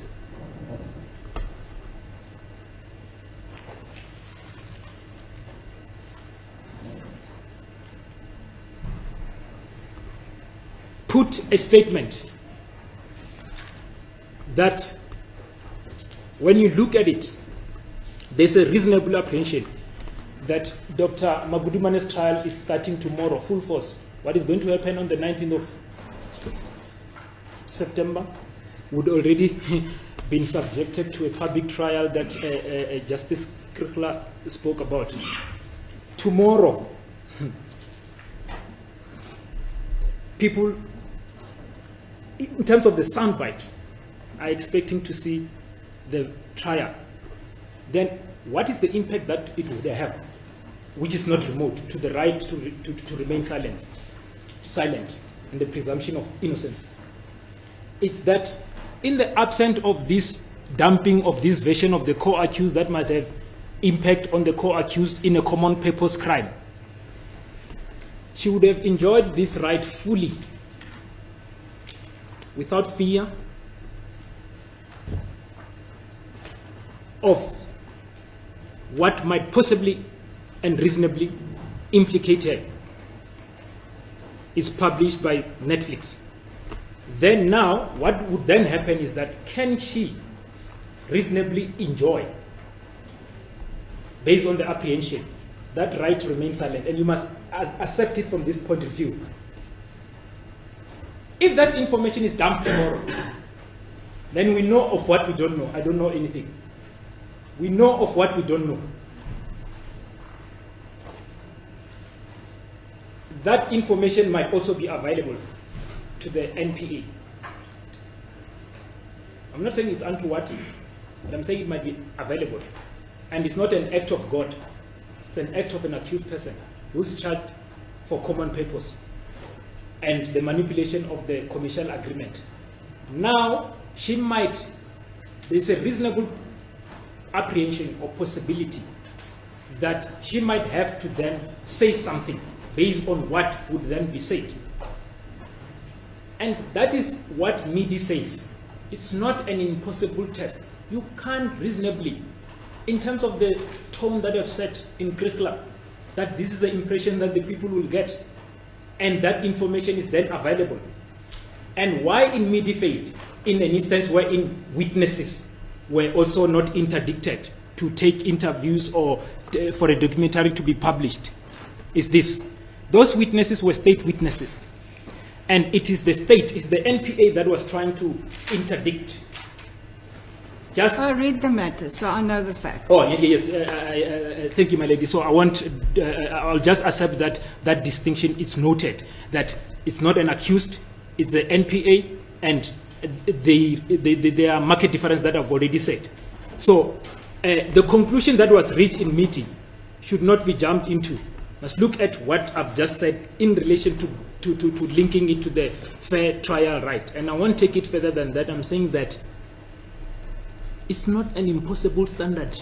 And this is one of the cases that should at least reach that particular standard. If this one does not reach it, then the test of media would have been elevated higher than saying that it must not be remote. And this is not remote with the tone that I've said in terms of curricula. Then now, we then deal with the issue of alternative remedy. Prima facie, harm, and alternative remedy. What is the remedy? The remedy is not that if we are on the terrain of Section 35, it's not that you are going to be exonerated. That's not the remedy that she's seeking. She's not seeking exoneration before this court. She's not pleading that I'm not guilty. There is another remedy, not an alternative remedy that she's seeking, and it's not on an agent basis. We rely on the Supreme Court of Appeal because it captures this aspect properly. At paragraph 17, 25 of the heads of arguments, you'll find the heads of the arguments, applicants' heads at page 007-14.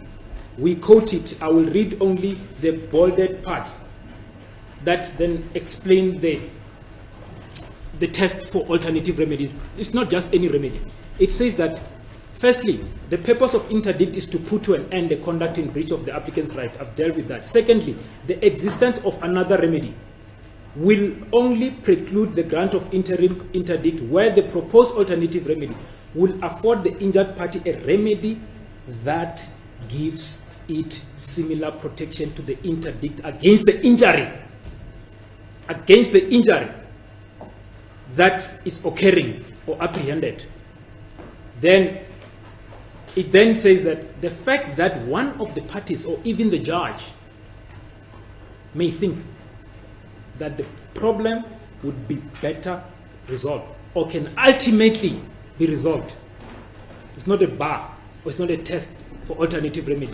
There is no remedy. This, what would happen would not undo the harm that Netflix would have done tomorrow. Even if she's not only crying that I must be exonerated. Obviously, there is an impact on that, but other rights that I want to put myself, my lady. Then now, balance of convenience. And this is the important aspect. You remember, my lady, when I started constitutional supremacy and capital supremacy, commercial supremacy, constitutional supremacy, section 2. So you have to then look it from that prism.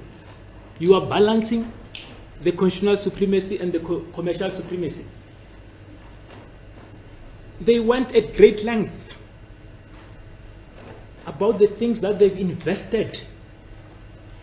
Stakeholders, people that are waiting to watch this documentary over the protection of the constitutional right. So this cannot start on the same scale. Section 2 says it's supreme.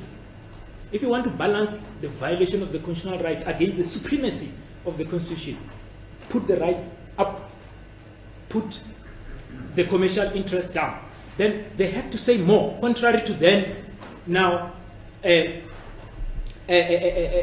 belated defense. So the commercial interest is not based on their right to publish. It's not a right to publish when you're telling us about the job you create. Then the last aspect is vice versa, 35 and 36 now, in answering what they've created as a case. That answer itself is provided by that particular aspect of MIDI. Because MIDI, when it provided this principle, it was trying to navigate. Sorry, are you saying the defense is not based on the right to free speech and all of that on 16? Are you saying it's just on commercial? I'm saying that the case that we brought here is that, and the letters, they say that you can't access all other rights, including Section 35, because you are barred to approach the court. So they are not saying that you can't access that because we can't protect you, we must balance against Section 16. They are saying that in the letter that I've read between Storyscope and Netflix, you are barred from coming to court, which will then affect also Section 35. But I've been saying this consistently, and I don't think that this time is going to be missed. Saying that even if you take out that particular aspect, then you can still be within the terrain of Section 35 and 16. Is that an accession that this case is about? No. But I said that even if you take us to that terrain, my lady, we come out clean. We come out clean. Because MIDI, the principle is navigating between 16 and 35. When it established that principle, that's a navigation. How do you navigate the violation of 16, which is also dressed with some commercial interest and prejudice? Because that's what they say in the balance of convenience. Then MIDI, I won't repeat, but it takes us there. Then the last aspect, in every interim interdict that you contemplate on bringing or you have brought Part B in the same proceedings, the court would also have to take the pick of Part B. I've dealt with the pick of Part B in respect specifically of public policy. I focus on the aspect of public policy because this is what, if your ladyship would have regard to our heads, the preamble says the following. The preamble of our heads is at 007-2. That is the quotation from Barkhazen. I won't read it, my lady, it's known. But it simply says that the court has no difficulty whatsoever to declare contracts contrary to public policy if where their tendency is to restrict or prevent a person from vindicating his or her rights in the court. The court will not hesitate. In fact, it has no difficulty. Contrary to MIDI, the court has difficulty. The Constitutional Court, in terms of the clause that is against public policy and specifically limiting the Section 34 right, it has no difficulty. A standard lesser than MIDI. Then, what are other aspects that you need to look at after, if it's not against public policy, just as a judicial pick? I list them from paragraph 33 of the heads. That is 007-16. This is what it says. There are these issues of, it's common cause that an agreement was entered to, it's not debated. What is debated? Don't put it to public. The public should not see it. Hide it. And we've hidden it. But then, now, that contract having been entered was entered into before the authorization of the power of attorney. So what then happened is that, as a summary, my lady, because I want to conclude, I've been here. Dr. Magudumani was approached by a person who claims to be an expert of fundraising and proposed a fundraising plan to fund the litigation and say that, you are a currency, you can sell. Yes, I think the merits of Part B you must do in one sentence. Oh, in one I've read sentence. your Okay. heads because I'm not deciding.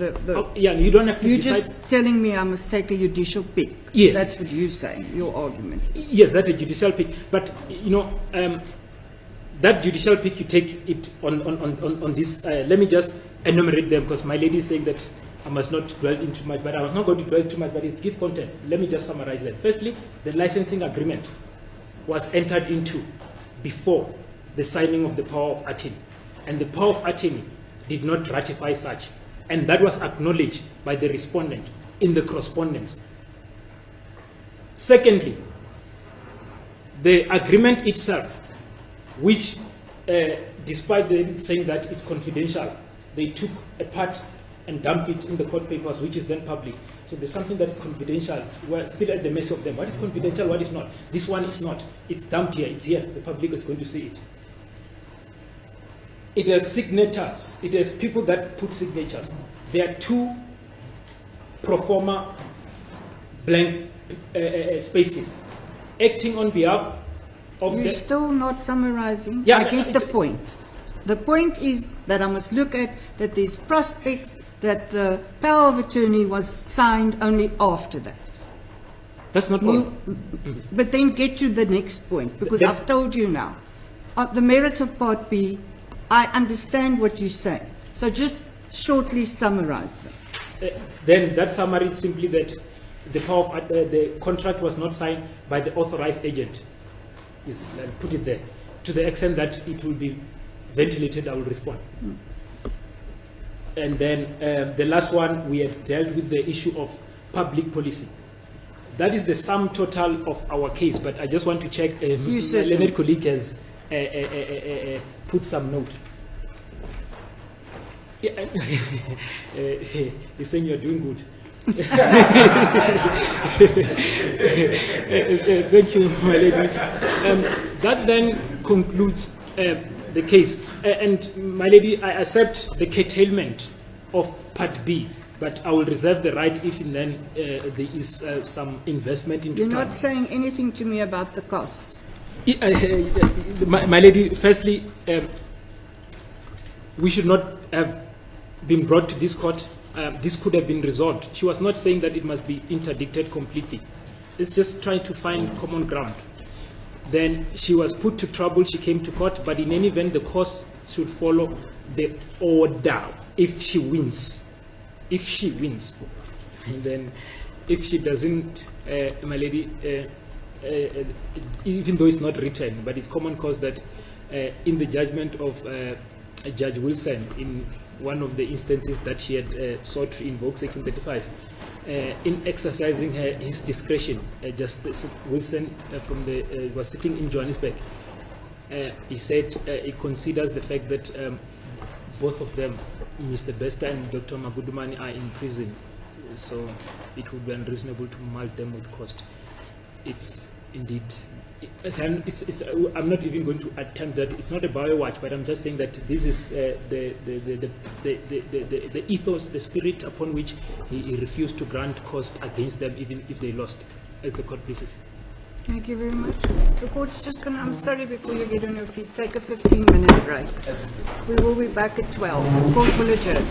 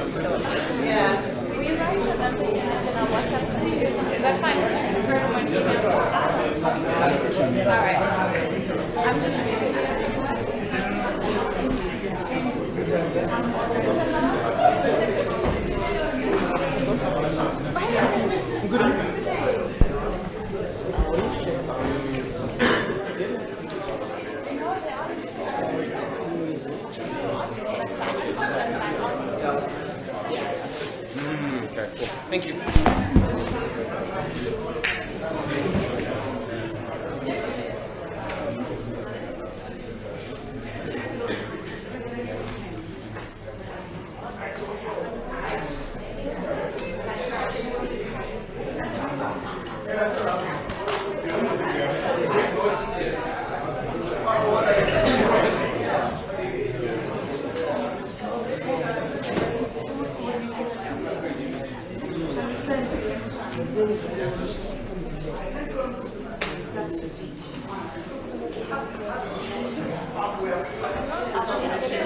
Thanks, babe.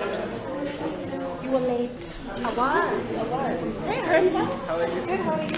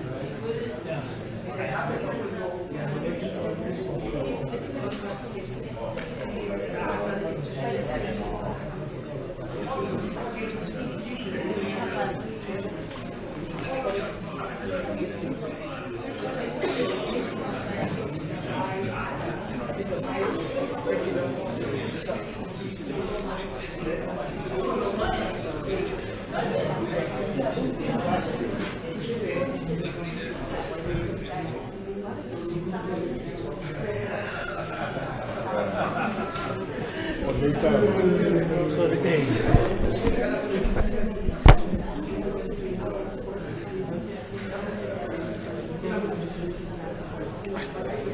Spending with my socks.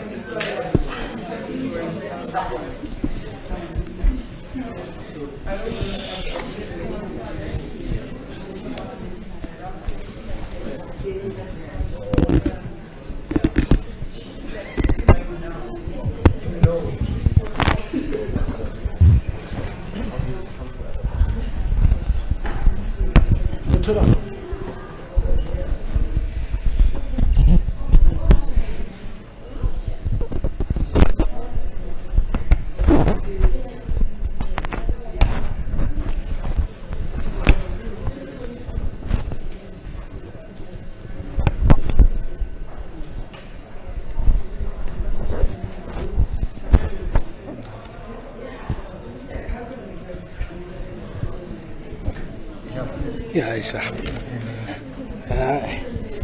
It's up. I think it's because he's using this extender, so he needed to move the thing. Yeah, yeah. Was the even let's go deep? Yeah, I have to gain again. I can gain a good economy and get right.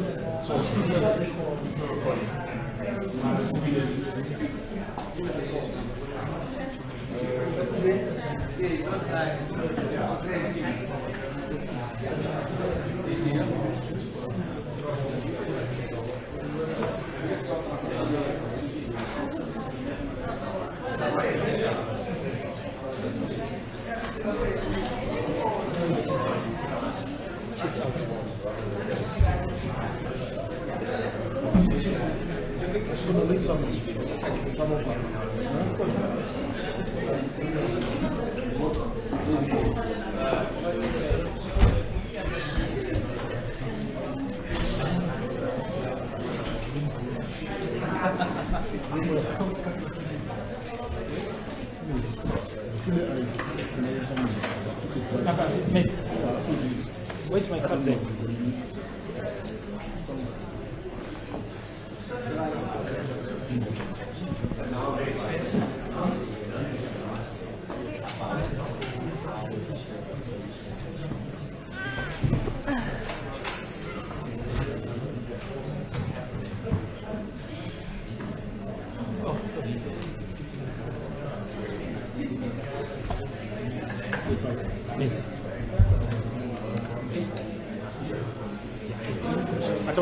Ten.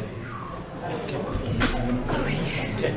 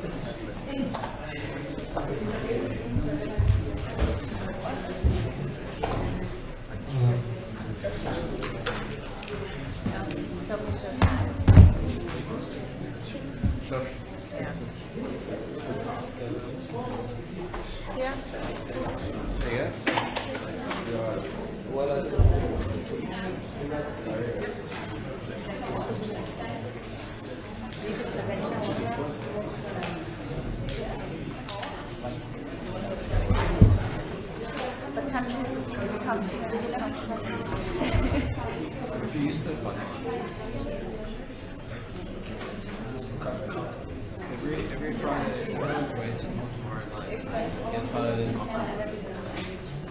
You know, this is again, what do they call it?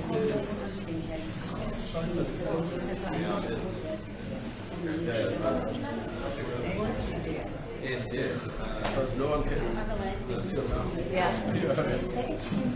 And we're waiting. No one cares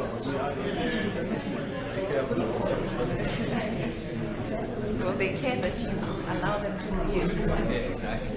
The outcome of your labor.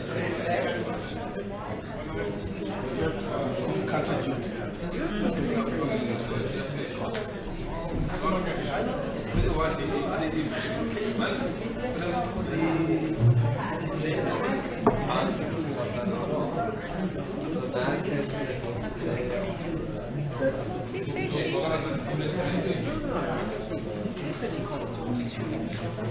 Please say cheese.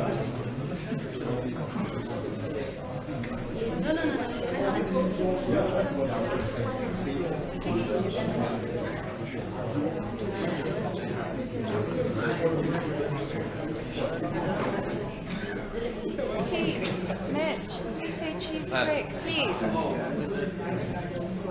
Thank you. It's for the country. Yes. Thanks. Are you still on to do it? How's that?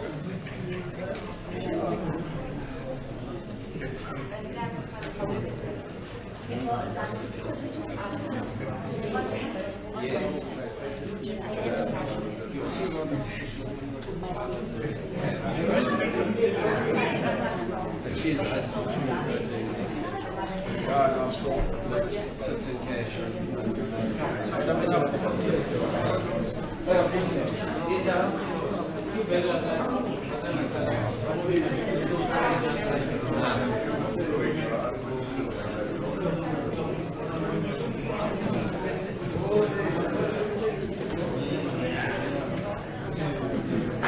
So was that your reply?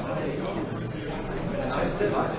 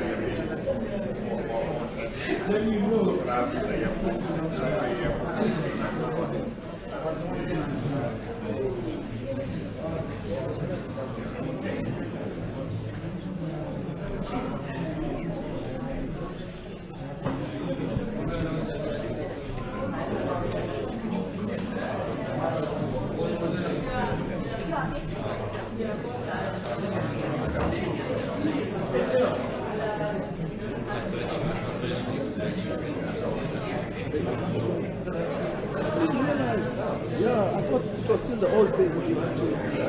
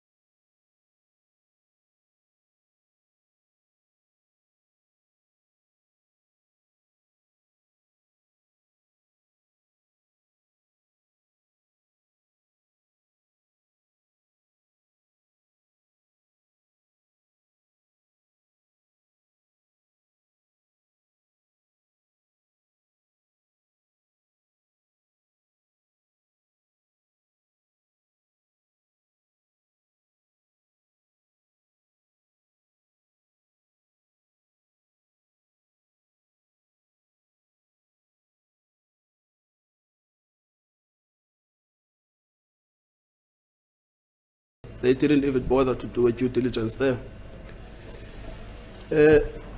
Judge Cameron does not say that anyone is guilty. He just says he's astonished at the facts that he has uncovered. And we know what facts he uncovered, because he uncovered facts in his capacity as the inspecting judge of prisons. And he presented those facts initially to the media to ground up, and then secondly to Parliament. And those facts are now widely known. And the facts that he uncovered showed that there had been an audacious escape from prison, and that Thabo Bester had been involved in faking his death. So those are facts that are generally known, generally published. They don't suggest that anyone is guilty of a crime that will be dealt with by the trial court itself. And then the last statement, which is, well, is she an accomplice or a victim? That again is a question that is a reasonable question to ask in the light of what is known. Now, what is also important when one is dealing with these statements is to understand that not only are they notorious, they have also been the subject of judicial pronouncements. And I would like your ladyship to have regard to our heads of argument, where we cite the judgments. It's from paragraph 46.1. Yes. At, all right, doesn't seem to be numbered, but 00816. So not only are these facts generally public, they are also the subject of judicial commentary. The first judgment at paragraph 46.1a is a judgment of the Supreme Court of Appeal delivered on the 16th of May 2025. That judgment described Ms. Magudumana as having been a fugitive from justice. It also gave the following summation of the facts at paragraph 2 of that judgment. The appellant, and that was Ms. Magudumana, was at some stage at least the girlfriend of the convicted and sentenced rapist and murderer. You will recall that there was a complaint about those words, but they come from a judgment that he's a rapist and a murderer. Thabo Bester, who was serving his sentence at the Mangaung Correctional Center in Bloemfontein. And then look at what happens next. Before his escape from that facility in about May 2022, several suspects linked to that escape were arrested and are facing charges in the Bloemfontein Magistrates Court, including defeating the administration of justice, violating a body, aiding an escape from prison, corruption, and arson. The appellant, that's Dr. Magudumana, is one of those suspects. And look at how they deal with it. So they've said Thabo Bester escaped from prison. And again, you know, this is a serious court. We are all adults. The man was serving life in prison. He got out of it. He was not released by the system. So he escaped. Let's not play around. And then when they talk about Dr. Magudumana, they say she surreptitiously left South Africa. And you remember what had happened is that she left the country without using her passport, and that is what is in the bail judgment. Some months later, she was located in Tanzania and brought back to South Africa. And when she was found in Tanzania, she was with Thabo Bester.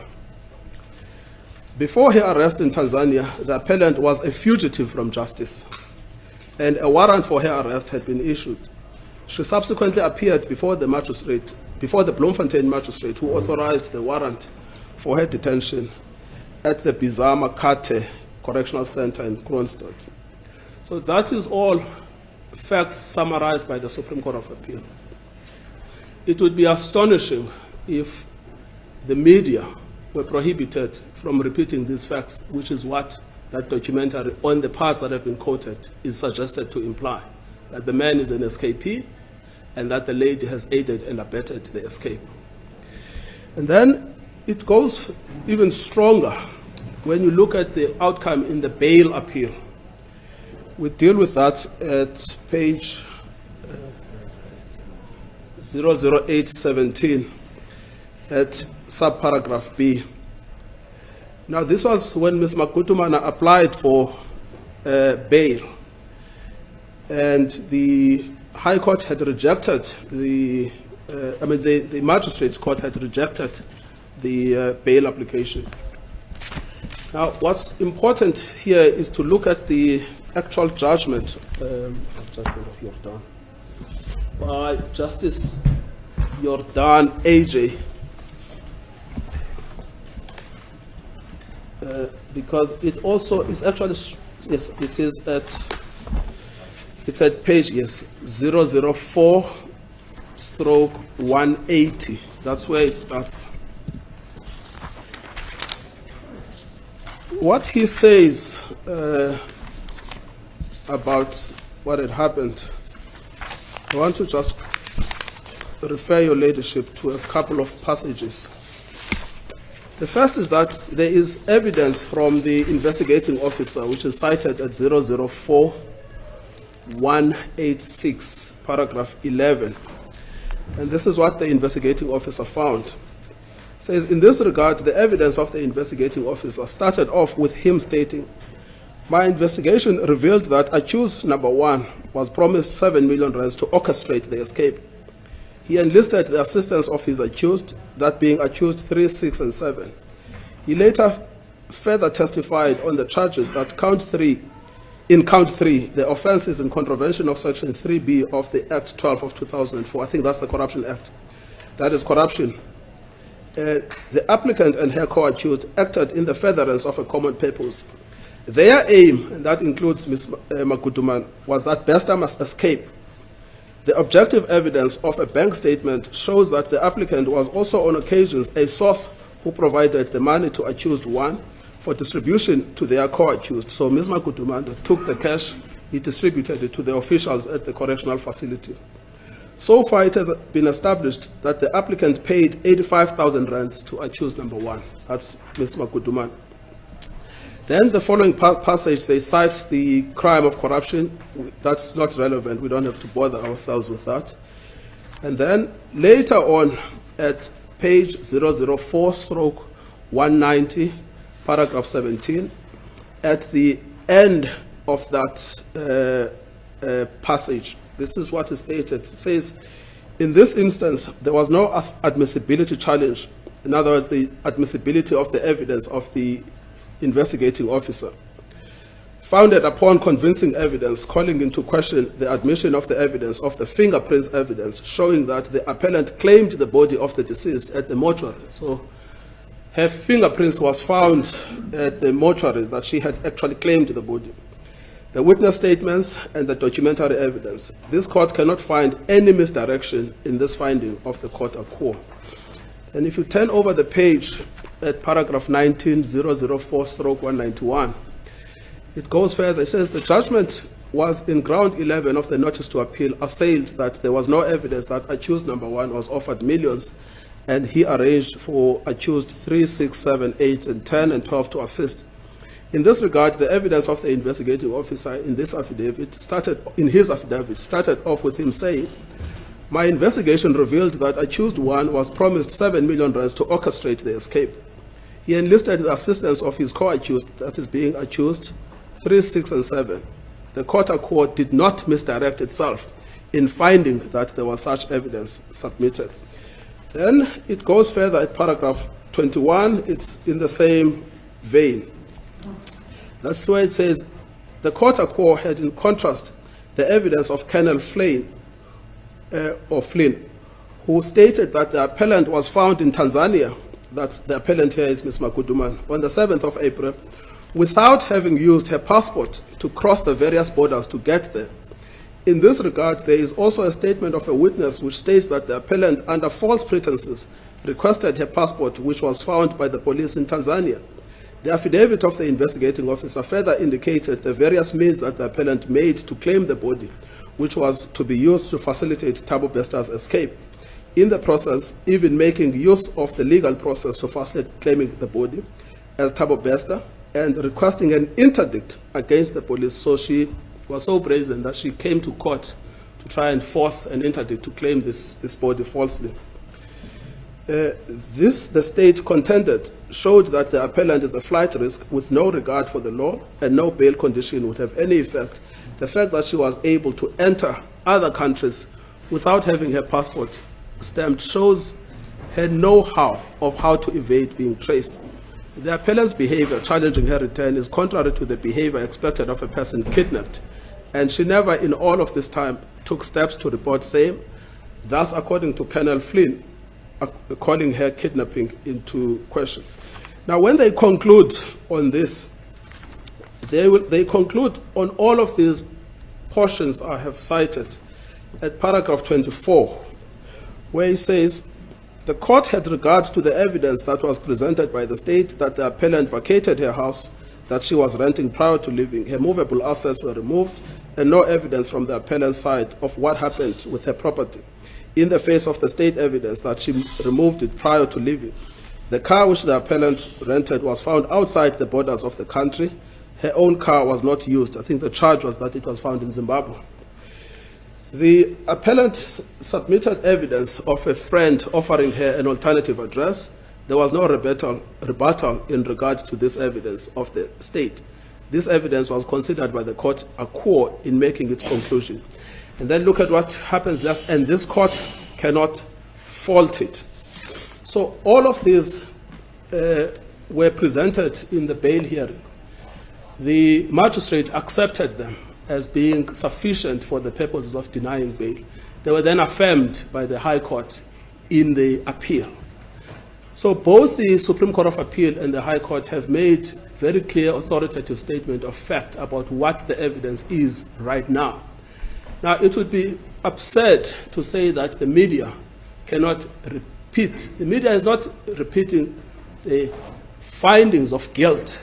It's repeating the conclusions that have been reached by judicial officers who were entrusted to look into the bail and to look into the so-called irregular arrests of Dr. Maguduman. And the three statements that we looked at the beginning all fall under the categories that have also been endorsed by the judicial pronouncement. So not only has these issues been judicially pronounced, they have also been the subject of extensive media coverage. And when I say extensive, I don't exaggerate. And I'm not going to quote these articles because they're not as crucial as the judgments. But I want just to refer the court to where they appear. So there's a BBC article of the 20th of April 2023, which is at 005/89. It's entitled, Thabo Bester, the South African rapist who faked his own death to escape prison. Then you have another one from the Conversation at 005/98, entitled, Thabo Bester's escape from a privately run South African prison raises questions about corruption. Then you have a Ground Up article, and Ground Up was the pioneering news outlet that ran with the story. You have that at 005/102, which explains why we investigated the Thabo Bester story.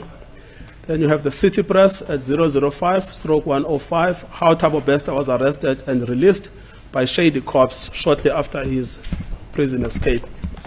And then you have, again, the Ground Up at 005/111. Police Minister confirms Thabo Bester was detained and then released while he was on the run. And then there is then a fuller article also by Ground Up at 005/117. That article is actually important because it sets out all of the evidence that was uncovered by Judge Cameron, which was then presented in Parliament. And it details it in sequence about what the Judicial Inspectorate found, and that you will see at 005/117. So what you are dealing with here is this story has been written about so many times. it's captured the attention of the judges, and they have made findings of fact on it. And so this documentary that we are talking about today is probably an insignificant piece of this puzzle. And it does not introduce on what has been alleged here anything new. It simply repeats what is already out in the public. And the story of Judge Cameron has been repeated so many times. And the question that is asked by the father, I can't imagine my daughter to do this, would be asked by any parent, and that would not imply any guilt. And the question whether or not Dr. Makudumana is a victim or an accomplice is a legitimate question in the light of all of these facts that I have illustrated. So that then answers the one question about what is known about the story and what is the new angle that has been introduced. It then comes back to the debate, what are the judges going to do about this? The judges that will hear the trial of Mr. Bester and Ms. Makuduman. There we rely on the Arthur Brown case. Your ladyship will recall another notorious criminal called Arthur Brown. I think he ran a pyramid scheme. We've referred to that case. It's one of the first in our bundle of authorities, which is at 019/4. It's very important because what it says is that when a criminal suspect goes to court to say, I don't like the way the media is portraying me, because that's going to influence the judges, which is what we are dealing with. We've got two criminal suspects. They say, well, I don't like the way this documentary is portraying us, because that will influence the judges. What the High Court has found in the Brown case is that you should reject that argument, because you must presume that the judges are independent. They are not going to be influenced by the media. You'll find that at paragraph 105, and this is what it says, the presiding officer is a trained official who knows the justice system and who is impartial when he or she is sitting in their official capacity. A judge is a person of high integrity and honesty. Judges take an oath when they are appointed to uphold the law and to administer justice in an appropriate manner. Then again at paragraph 109, quoting the Bangalow principles, the principle relating to impartiality states that impartiality is essential to the proper discharge of the judicial office. It applies not only to the decision itself, but to the process by which the decision is made. A judge shall perform his or her judicial duties without favor, bias, or prejudice. Should a judge find himself or herself in a situation where they are not able to be impartial, then the principle states that the judge will take the following steps, and those are about recusal.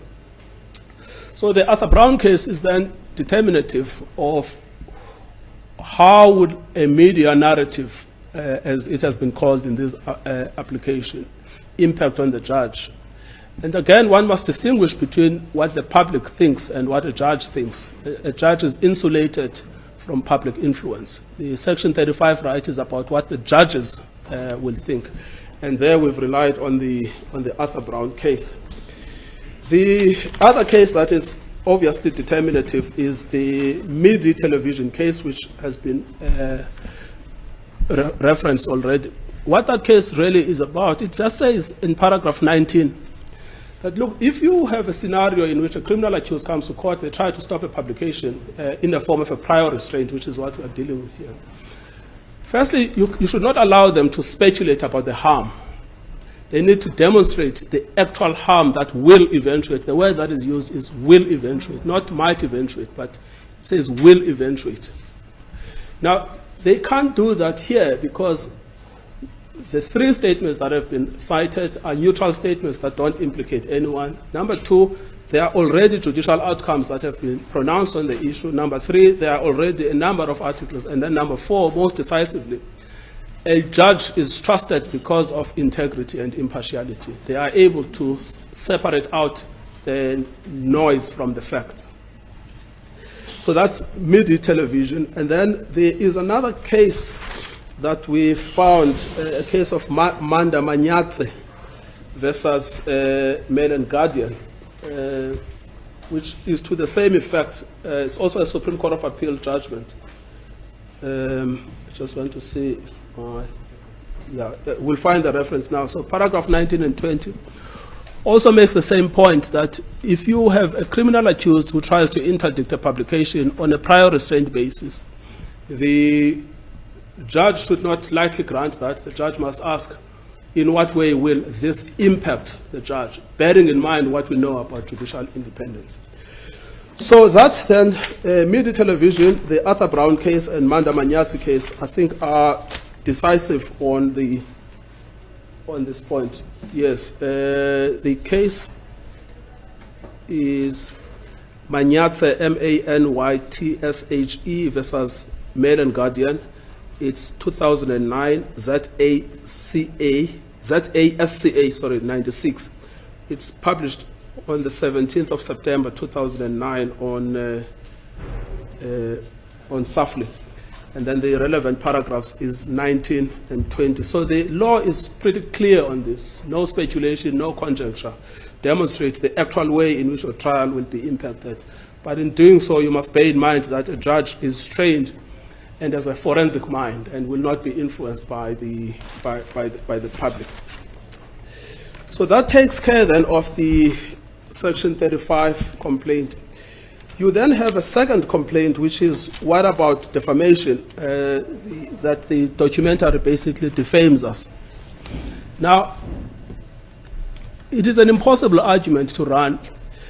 Thabo Bester is a rapist and was sentenced to life. And he is also a murderer. The fact that the documentary repeats that he is a rapist and a murderer cannot defame him. Now, there is a fact that has been established by the Supreme Court of Appeal that he escaped from prison. So that cannot be, if you report that he escaped from prison, because paragraph 2 of the Magudumana judgment says that he escaped from prison, that also cannot defame him. And he does have a remedy if he has been defamed, and the remedy is a damages claim. And then you ask yourself, what is the defamation to Ms. Magudumana? It's just no defamation whatsoever.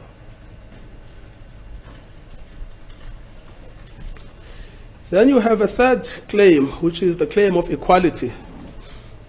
This is a bizarre argument because it's not clear, because the starting point for equality is the comparator. It's not clear what they're comparing themselves with, because they're not saying we're being treated differently to other criminal accused who are similarly situated. They can't claim. I'm not sure I heard any argument on that. Can I just hear, are you proceeding with the equality argument? Can I first hear from him, perhaps?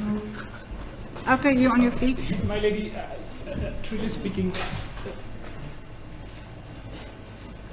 there are a lot of certain things that are being said that we didn't say, but I was reserving that for reply, because every time I'll be on the stand saying that this is not what we are saying. So there must be a distinction between what... I'm asking you a simple question. Okay. Are you proceeding with equality? Yes. Are you? Yes. Okay, thank you. And you, counsel? Because I didn't hear anything in argument. Yes, we are proceeding. We still maintain the reason that we brought forth before this court. It's based on equality. One of the one of the prima facie rights we are raising is we are speaking about is right to equality. Okay, thank you. Yes, then you'll have to answer. Thank you, Manet. So, I mean, the short answer is that there's no prima facie case based on equality, because the first starting point in equality claim is a comparator, and they cannot draw any comparator. In fact, what's happening is that Netflix is treating them precisely the same way it would have treated any other subject of a documentary. Then there is a next argument, which is a dignity argument. That again was not mentioned orally, but it seems to be tied up with defamation and the fair trial rights, and the arguments I've made on defamation and fair trial would equally apply. The next one is about consent and approval. Now, they seem to suggest that they have a right, effectively, to veto the documentary. If they said no, the documentary wouldn't be published. But there is no subject who has any entitlement to veto a story about them, particularly a notorious figure. Otherwise, if you started giving people the right to veto a story, no adverse stories would ever be written about anyone. Then you have an issue about prior comment. There is no right in South African law of defamation that a subject of a story is entitled to comment before the story is published. And no right is established here at all. What has happened is that Ms. Makudumana has distorted the contents of the agreement and suggested without any evidence that it gave her the right of veto and prior comment, but it didn't. But she was, in any event, invited to comment. She was invited to give her own story on the documentary, and she elected not to, but she was specifically invited. Your Ladyship will see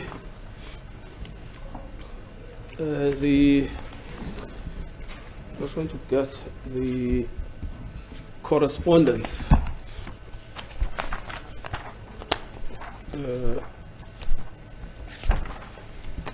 on this issue. Those letters of August and January.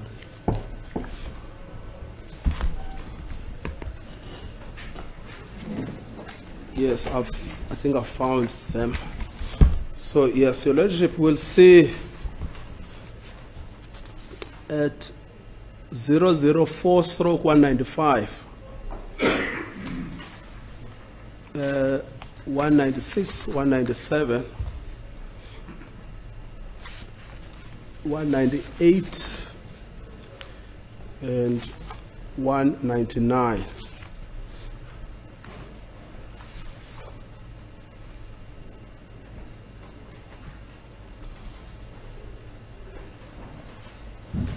And what you will see is actually interesting at 004/195. Now, this is the time when the documentary was being made. And a fellow called Mr. Bonelela Mkudlwa, who is an attorney who acted for Ms. Makudumana, wrote the following. Hi, Neil. Neil is the filmmaker, the documentary maker. Compliments of the new year, and God bless the journey ahead. Please be advised that Nandipa is finally going to speak and address a few things she and her legal team are comfortable for sharing on the recorder. This is a welcome development. However, she is not prepared to do it before the payment of the last payment is done, which is ultimately only meant to be paid later on for archives, which this recording would be classified under. So she can't now come around and say that I never had a chance to comment. She was given a chance to comment. She promised that she was going to comment, but in the end, she elected not to comment. Thabo Bester was not given a right to comment. He has no such right in South African law. Then you find then the last of the arguments is a Section 34 argument. We have dealt with this in full at paragraphs 62, 63, and 64 of our heads of argument. It is an utterly irrelevant. Yes, they are at 00824.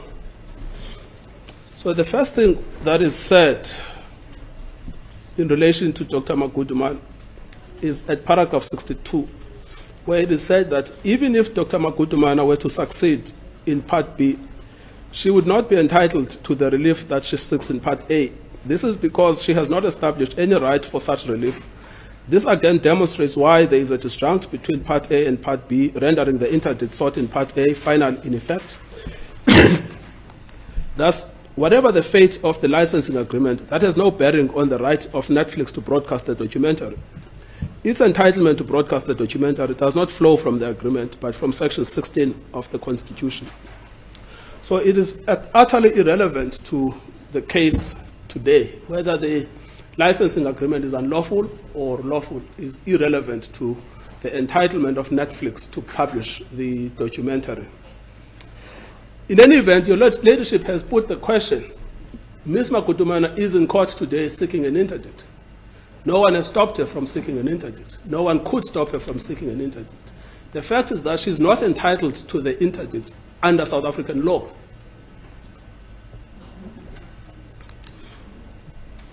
So the Section 34 point is a hopeless argument.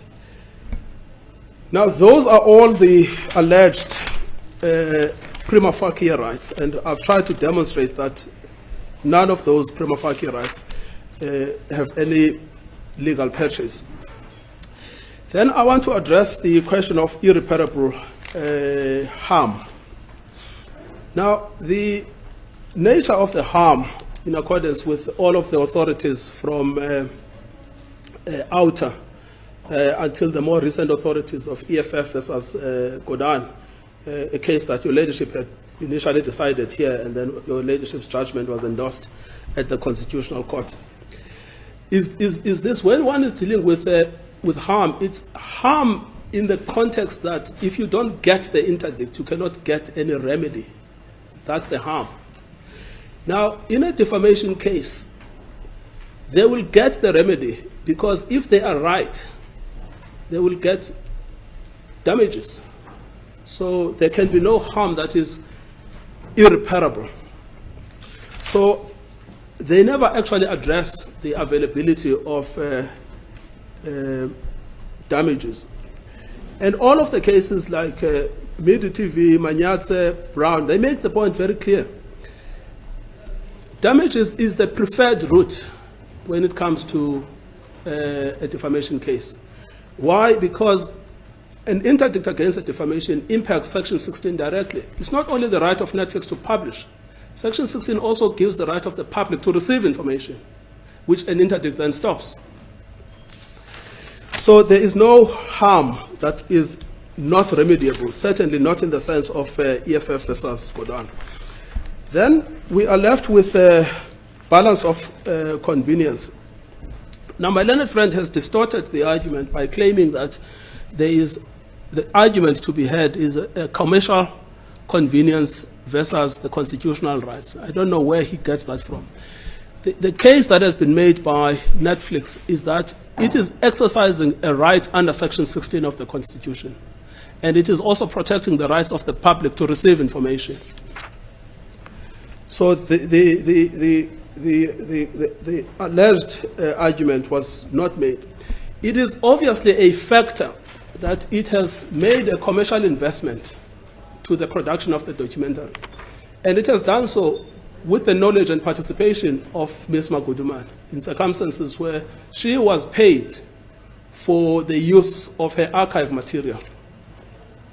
And it is therefore unacceptable for her at the last minute to turn around and say, I don't know what you were doing. What she has actually done, she was represented by Mr. Mgudlwa, who signed the power of attorney, and Mr. Mutloung, Machini Mutloung. In her founding affidavit, she criticizes them and blames them because she's now found a new attorney. But she has not terminated their mandate. They are still her attorneys. She blames them for all of the negotiations and the contract, etc. And they signed that contract under legal advice, and then now at a later stage she's turned around and changed. So we submit therefore that it's fair for Netflix to say, we worked with you along the route, we are now ready to publish, and you should not be allowed to stop us from publishing. Then the last element is the absence of alternative remedies, and we've already spoken about this in the context of harm. They've got a damages claim and they don't answer the damages claim. That then takes us to the question of urgency. I just want to spend a little bit of time on this. When it comes to Ms. Maguduman, and I'll deal with them separately, we need to look at the facts holistically. On the 8th of January 2025, if your ladyship could have regard to page 004/197. On the 8th of January 2025, Mr. Machini Mutlawung, who was at the time the attorney for Ms. Magudumana, wrote a letter to the documentary makers, an email, and this is what he said. He says, I have been informed by Thabo Bester's legal team that there is a clip doing the rounds involving the documentary in which Dr. Magudumana's father is being interviewed. And then if you skip the following second, third, fourth, and you go to the numbered one, he says, I have the following serious concerns regarding the above. Number one, the recording of Dr. Magudumana's father without his legal team giving permission on the content is prejudicial in many respects. Number two, we specifically requested that any interview that is to be conducted in the name of our client should first receive our consent, particularly the content of such interview. Number three, we specifically requested and agreed that no part of the documentary should be shown before the current legal cases involving our clients are finalized. So that was the demand that he made on the 8th of January 2025. That demand was then responded to by the documentary makers at 004/196 on the 3rd of February 2025, in which at the end of that page it was made clear the following. I can also confirm that the interview with Mr. Sekeleni, that's Ms. Magudumana's father, was conducted in accordance with the relevant releases and in consultation with the legal representative of Mr. Sekeleni, whom Bonelelo had referred us to, Mr. Ryan Ishmael, and such an interview will be used accordingly. So the fact is, as early as the 3rd of January 2025, they knew that the demands that they had made, that they want to comment before the documentary is released, that they don't want Mr. Magudumana's father to be interviewed, and that they would like the documentary to be played after the trial. Those are the demands they made. They were rejected on the 3rd of February 2025. Now, the documentary makers continued, of course, because a demand has been made by an attorney, it's been rejected. Nothing happened until the 20th of August. And why did things change on the 20th of August? It is because the trailer went out. But if you want to seriously think about when did the agency in this case begin, it began as early as the 3rd of February 2025 when the demands were rejected. Then they waited for 7 months without doing anything, without demanding access to the documentary, trying to stop the documentary, nothing. They then come out of the woodwork on the 20th of August 2025. And the letter now is coming from Dinana Reid, no longer from Mr. Mutlawung, and that you will find at 005/62. Now, Ms. Dinana Reid introduces herself at paragraph 2 there as representing both Thabo Bester and Dr. Magudumana. And then she says, I act for Thabo Bester or Tom Kwana.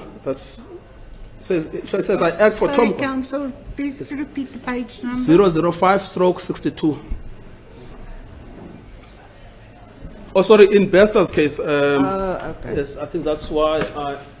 In the Magudumana case, it's 001/63. Thank you. Yes, thank you. So if you go to paragraph 2 of that, she introduces herself as acting for both of them, both Ms. Magudumana and Mr. Bester, and says for Ms. Magudumana, she is instructed on bail and civil matters, and then goes on to make various demands. And paragraph 7, paragraph 10, and then paragraph 12. All of the demands that subsequently made it to this application are then repeated therein. These are then rejected the following day by Willem de Klerk attorneys, who are the attorneys for the documentary maker. 21 August 2025, that you will find at 005 stroke, maybe I should use the Bester, 001 stroke 68. Yes, yes. But those demands are then rejected. And you'll go to paragraph 12, you'll see there that insofar as your letter contains demands by Bester, same is rejected. So by the 21st of August 2025, both Ms. Magudumana and Mr. Bester know that the demands that they have made about the documentary have been rejected. They don't go to court immediately thereafter. Instead, a different attorney now comes to the scene on the 22nd of August 2025. And now that is the current attorneys of Mr. Bester. That is, I think it's Courage Morero and Workates at Annexure AA4, page 005/70. And they're asking for what is called a cease and desist. And then there they make it clear that they will institute legal proceedings. That is on behalf of Mr. Bester. But we know those legal proceedings are not instituted immediately thereafter. Those legal proceedings are instituted only on the 29th of August. Having first demanded that they would be instituted on the 20th, rejected on the 21st, demanded again on the 22nd. But they then wait for another 7 days before they institute those proceedings. And the problem with that is that the period they then give the respondents to answer is a very truncated period, which is not commensurate with the time that they took to initiate proceedings. So that would then become an instance of self-created urgency. You waited too long, even if you had any rights. You just took too long to come to court. They also created a further problem, Mr. Bester's attorneys. The practice manual in this division requires all the pleadings to be finalized on the Thursday at 12 o'clock for a hearing on the following Tuesday at 10 o'clock. But they put in the notice of motion that the answering affidavit should only be submitted on the Thursday at 2 o'clock. Leaving no time for the replying affidavit, no time for heads of argument. Now the reason why we raise this, we're not trying to nitpick. If you're going to run an urgent application, there are three players you must think about. The one is prejudice to the opponents. Number two is courtesy to the judge. And then number three is compliance with the rules. What they did, they ignored compliance with the rules. They were discourteous to the judge that's hearing the matter. And they ignored prejudice to the respondents. They basically just did as they pleased. Nevertheless, Netflix took the view that it has a documentary on the 12th that it wants to flight. It does not want this documentary to be held up because Thabo Bester's litigation strategy is clear that it is not expeditious in its nature. So it is going to answer as soon as possible. So it will file an answer earlier than required, and it would file its heads of argument earlier than required. What happened here is very odd. We filed our heads earlier than the applicants. Applicants came with their heads later, which comes back again to the fact that you are running an urgent application with total disregard of your opponents, and with disregard of the rules, and with disregard of the judge. Now the same applies to Ms. Maguduman. I have already shown the judge that Ms. Magudumana's attorney, Machini Mutlaung, already told us on the 3rd of February, on the 27th of January 2025, what his demands were. Those were already rejected on the 3rd of February. Nothing was done. We then get on the 20th of August a letter written on behalf of both Thabo Bester as well as Ms. Magudumana, making certain demands, which are rejected the following day on the 21st of August.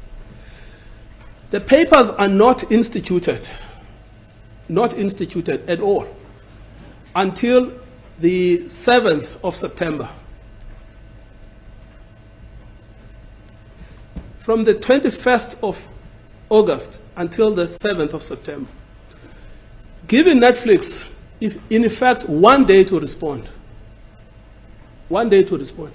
They are told by Judge Mudau that your case is transferred to Pretoria, ensure that you get a case number. They spend the whole day without getting a case number. And they cannot explain why they didn't get a case number for the whole day. Thereafter, they don't file a replying affidavit. It should have been filed at least yesterday. In fact, the directive was that make sure that everything is done the day before, so that, and the reason again is that second element, courtesy to the judge. The judges in this division are very busy. They have many other cases.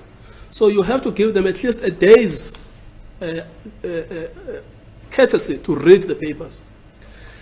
The replying affidavit came to us last night at about 11 p.m. It was unsigned, and it had many ellipses, those dots, incomplete and unsigned. The heads of argument, I saw them this morning.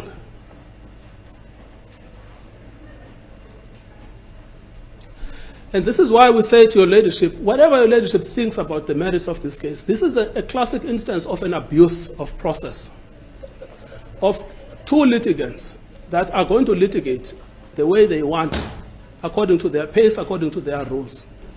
Jonah? Sorry about that, my pen's dried up. Yes, you may proceed. Thank you, my lady.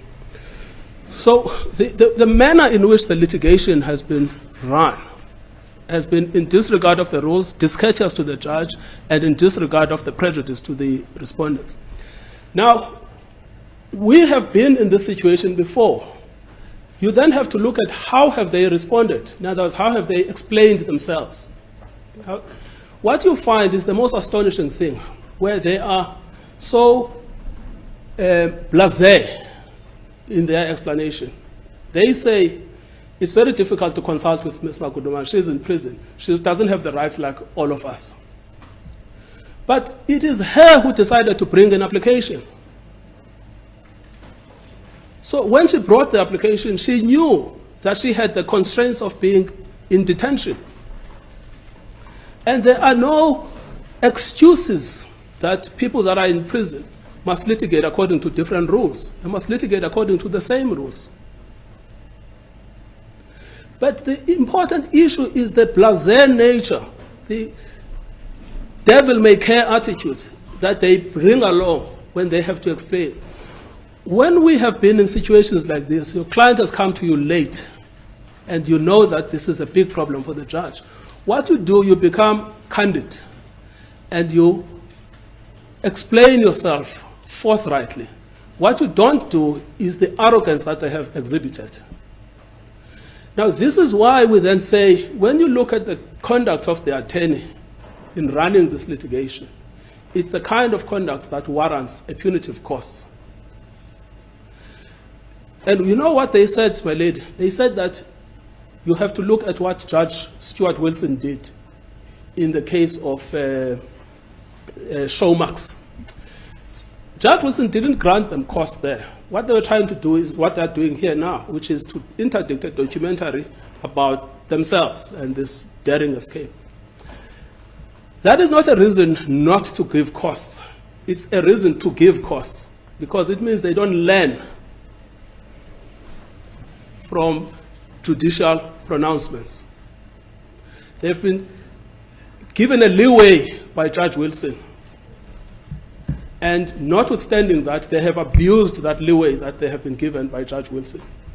So which means that this is now the point at which the judges stop giving the leeway and actually stamp their authority over these litigants. So, my lady, the case should be struck, both of them should be struck for lack of urgency. The costs in relation to Mr. Bester should be costs on scale C. Mr. Bester must pay those costs. The costs in relation to Ms. Magudumana should also be costs on scale C, but we ask your leadership to seriously consider a de bonis cost order.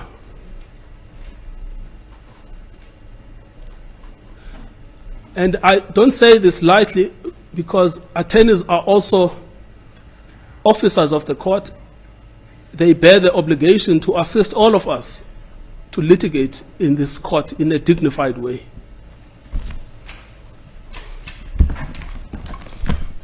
Thank you, my lady.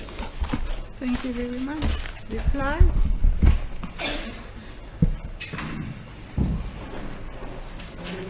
I'm going to let him reply first because he started. I'm also requesting a comfort break, my lady. Okay, we will adjourn for about 10 minutes then. As the court We'll pleases. adjourn.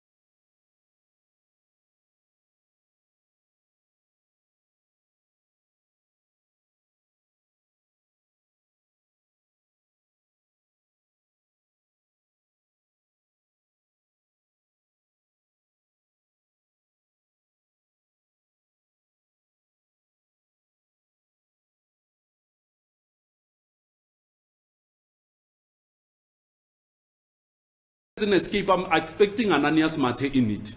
I'm expecting, there was another one who escaped, Moses something. There are many people who have been escaping in prison, especially here in Pretoria. There are many, I represented some who escaped from prison here. I expect them in this documentary. So to show that it's not about escape of prison, why is it not encapsulating all the escapees that are within the borders of the Republic of South Africa or in any prison? Rather, it focuses on one single individual, that is Mr. Thabo Bester. So that shows that this is not about prison escape general documentary. This is specific to the life story of Mr. Thabo Bester that we are fighting against.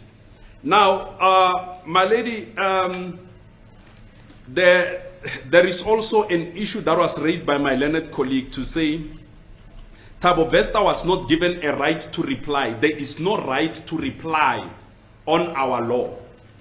I have written something, we have written something beautiful here with my learned colleague on our answering affidavit, on our replying affidavit to say, on paragraph 42, what we have titled as right to reply. On 42.2, it says, I submit that even though Netflix is currently not required to comply with BCCSA standards, it is common cause that ethical documentary standards ordinarily make provision for affected persons to be afforded an opportunity to comment or tell their side of story. On paragraph 42.6, it says, I believe that had the legislative envisaged the existence of streaming companies such as Netflix when drafting a BCCSA policies, he would have included the necessary provision requiring Netflix to conform to the provisions of the BCCSA. In the absence of same, I am asking the court to intervene as to oversight has allowed the respondent an opportunity to act in a manner that violates my constitutional right, which opportunity Netflix has taken with both hands and at all full speed. My lady, this case that I'm arguing before you is one of the most important cases in our legal system, because we do not have any case where a podcast or some online broadcasting company needs to be given a responsibility to give a right to reply. It is in this case that we will see whether the court realizes that freedom of expression needs to be balanced with a right to reply. Because also a right to reply, it's still included in the freedom of expression to say you cannot speak about me without me replying. I heard that one of the parties here was given a right to reply, but we were never given a right to reply. Mr. Thabo Bester was never given a right to reply. If he could have been given and denied it, that was a different case. But nonetheless, no right of reply was given. So also, in so saying and doing, that also affects his right adversely, because he should have a right to reply. So having said that, my lady, I will say on the right to reply, we do not expect Netflix to abide with the Broadcasting Commission standards of South Africa, because Netflix is a Netherlands company, but we cannot also allow Netflix to come from Netherlands to violate rights of citizens of this country. Because should we allow this broadcast to proceed, we are simply saying an international company can come and violate the rights of our people. I am sorry to say this, but I will have to say it because it's in my mind. We are also having another Jan van Riebeck coming in a camera form, rather than a gun this time. My lady, I will proceed. When we are dealing now with an issue of, a documentary being flighted, we are speaking specifically of saying the damage that Mr. Bester will suffer in this regard is the one that says if he wins a case and he comes out innocent after a trial, where will he live? Who will he talk to? how will the public be viewing him? And what will the media be seeing him as? We are saying, let the trial proceed and end. Whatever that needs to be said, it be said in court. Then it will come out clear into the public. With this documentary, will never oppose it. I want to close my reply. Let me check at one point here. I've addressed the right of reply, I've addressed agency, I've addressed harm. Let me labor a little bit on harm. It's very important. Irreparable harm. There is a very beautiful case that we have mentioned here in the, on paragraph 43, what we titled this irreparable harm, 43.2. The case of print media versus Minister of Home Affairs, where Constitutional Court considered whether prior restraints on publication, though classification before distribution, were constitutionally permissible. The court recognized the prior restraint is generally viewed with suspicion in our Constitution order. That's paragraph 63. However, the court affirmed that prior restraint may be justified where publication poses demonstrable and substantial risk on prejudice. That cannot be remedied after fact. That cannot be remedied after fact, paragraph 66. The court stressed that the adequacy of alternative remedies must always be assessed in light of the nature of threatened harm.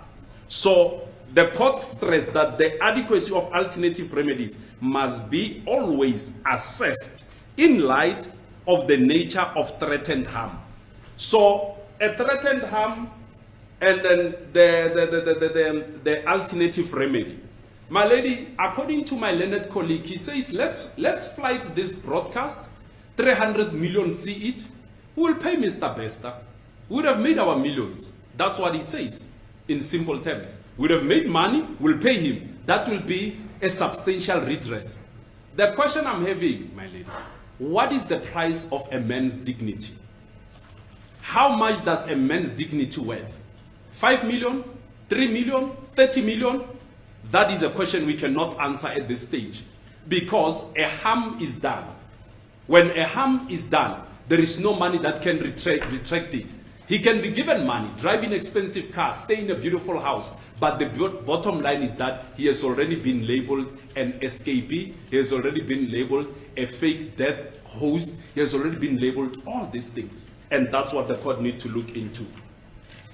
And my lady, there is something that I've learned about, there is somewhere on the papers, I'm not sure which part of the papers of the respondent, but I will speak anyway. I think they are speaking about where they say they cannot postpone this broadcast. It's in their company policy that they can't postpone this. It must proceed. My lady, they have postponed in the past. I will show you. On our answering affidavit, paragraph 44, Netflix history, we title something there, Netflix history of postponements. Number one, in 2014, Netflix postponed and ultimately cancelled Bill Cosby comedy special and Bill Cosby 77 following widespread sexual assault. They did postpone or cancel. In January 2025, Netflix delayed the release of Meghan Markle's lifestyle series, With Love. Meghan, in response to devastating Los Angeles wildfires, explaining that's the show actually, that during 2023, WGA and SAG after strikes in USA, Netflix postponed multiple films, Damsel, Lift, Players, Spaceman, because the circumstances prevented a responsible release. Finally, in COVID-19 pandemic, Netflix delayed numerous production and stage release schedules worldwide. So, by having said, given 4 or 5 cases that I've given of postponement, Netflix does postpone. So even the Thabo Bester, the Beauty and the Beast and the Bester, the Beauty and the Bester documentary can still be postponed for the trial to end. Why is this one so special that it can be postponed but others were postponed successfully? And my lady, let me check here if I have something to say. But let me check quickly. I think I have something here that I must make a submission of before I sit down. My lady, let me say this. With a very serious attempt to differ, that you will differ with me perhaps if I say this. The right to freedom of expression must be balanced with the interest of justice. The right to freedom of expression must be balanced with the interest of justice. If the freedom of expression works against justice of others, we need to look very strongly at that freedom of expression.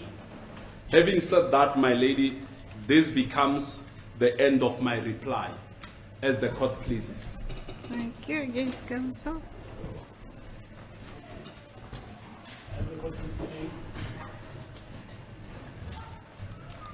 My lady, I'm going to try to be brief and structure the reply. And the structure of the reply, it's simply just take the issues not dealt with, and then I'll deal with the distortion of what we didn't say and what certain things that were said about certain letters did not say. And I'll also highlight the section 9 and pass on it because your ladyship invited us. And then I will deal with the delayed agency. Left to the last. No, so I that didn't invite you. I alerted you to the fact that you didn't address it. I will respond to that.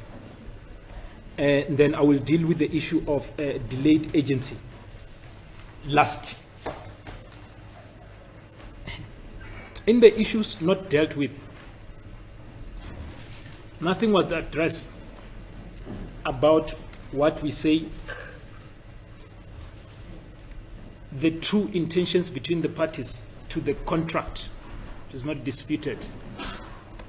The true intention is not that of which is then reduced in writing, and we made out a case for that, for court to draw inference.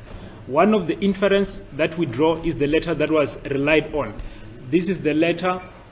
My lady, I hear people whispering. It's disrupting me. I'm sorry, I didn't hear. Yeah, it's coming from this side. Perhaps they will not continue. Yes. Then now, it's going to be addressed by the letter so-called the right of reply, and not even contextualizing how did Dr. Magudumana know about that particular letter. So I submit that issue of common understanding was not addressed.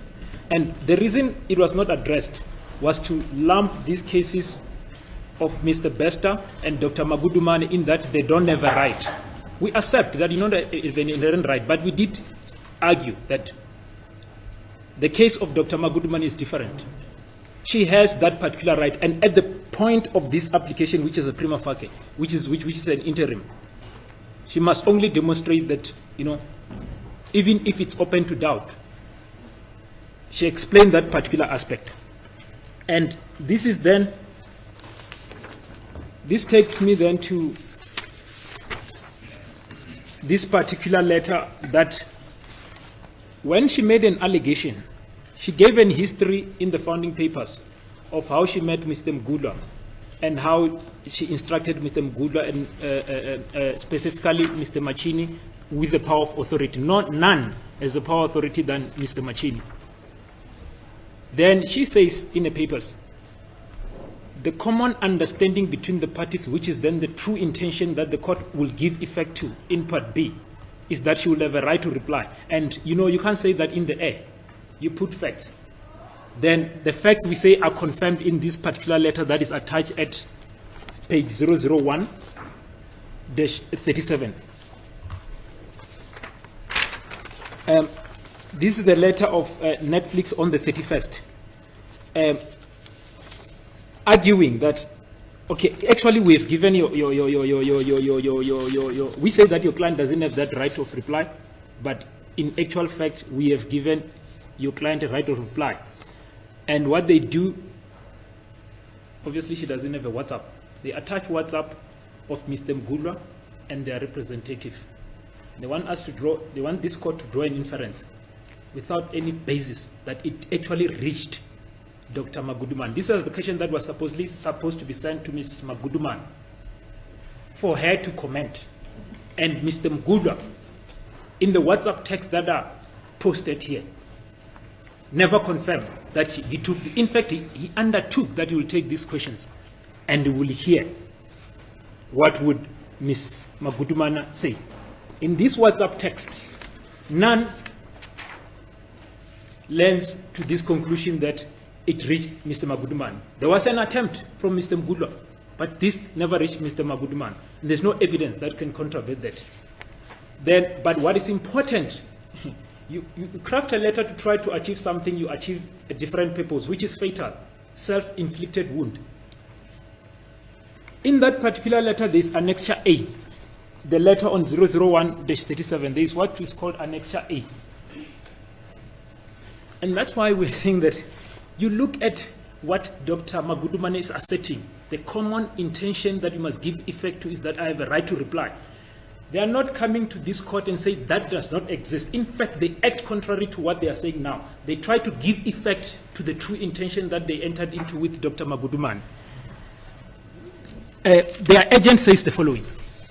Dear Bonelela, that is Mr. Mgulwa, as per our previous discussion, we are conducting due diligence on all archives provided to us in accordance with our archive license agreement and have started the process of production legal checks more broadly. Engaging with the person that you have no obligation to engage. Production legal wants us to afford Dr. Magudumane the opportunity to comment, onwards, on certain public domain alleged storyline we may report on.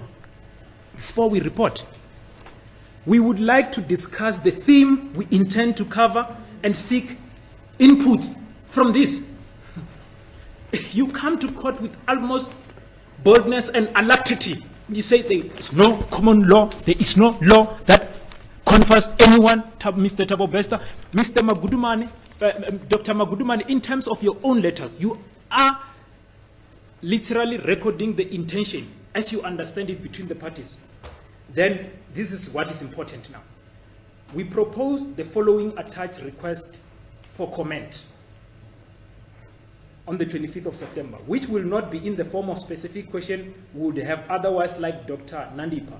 Should you find any topics uncomfortable to address due to the ongoing trial, so that it's at the center of this arrangement, not just fluffed up in this particular letter, it's at the center.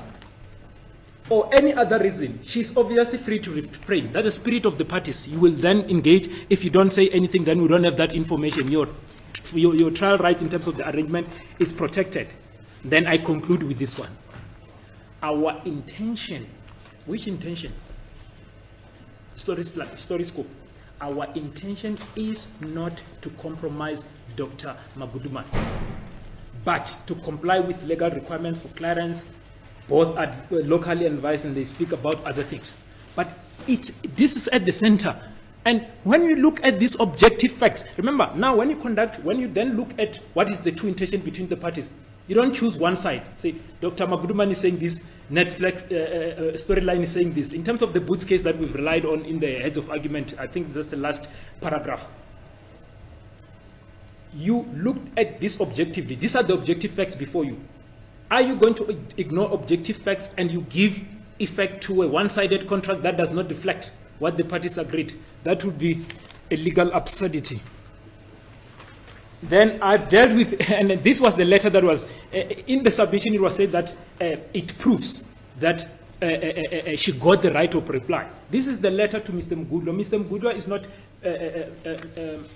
Dr. Maguduman. In the letter that, obviously, I won't read the body of the letter, but those WhatsApps, it's efforts. Mr. Nell kept on asking, when are you going to see Dr. Maguduman? I'm still trying. follow-ups and follow-ups. There was no, I've seen her. This is her attitude. She has seen the question. Dr. Magudumane then confirms in the founding affidavit that the first time that I saw this letter that was addressed to Mr. Mugudwa was on the 31st of August when the instructing attorney showed her that particular letter. She was not aware of it. So that is post facto, when they've already dumped these snippets for the intended documentary. Then now the second one of the distorted events is the letter of the 8th of Jan. The letter of the 8th of Jan is used to try to then to create a picture as if like this agency was triggered from the 8th of Jan. Therefore, Dr. Magudumane stayed supine and only approached this court in September. That is far from the truth. The letter itself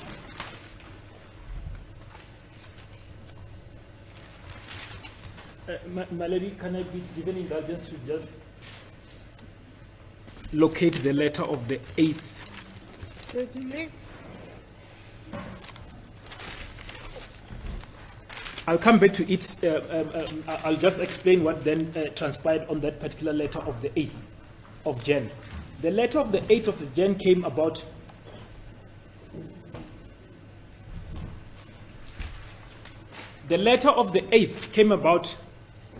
under the following circumstance.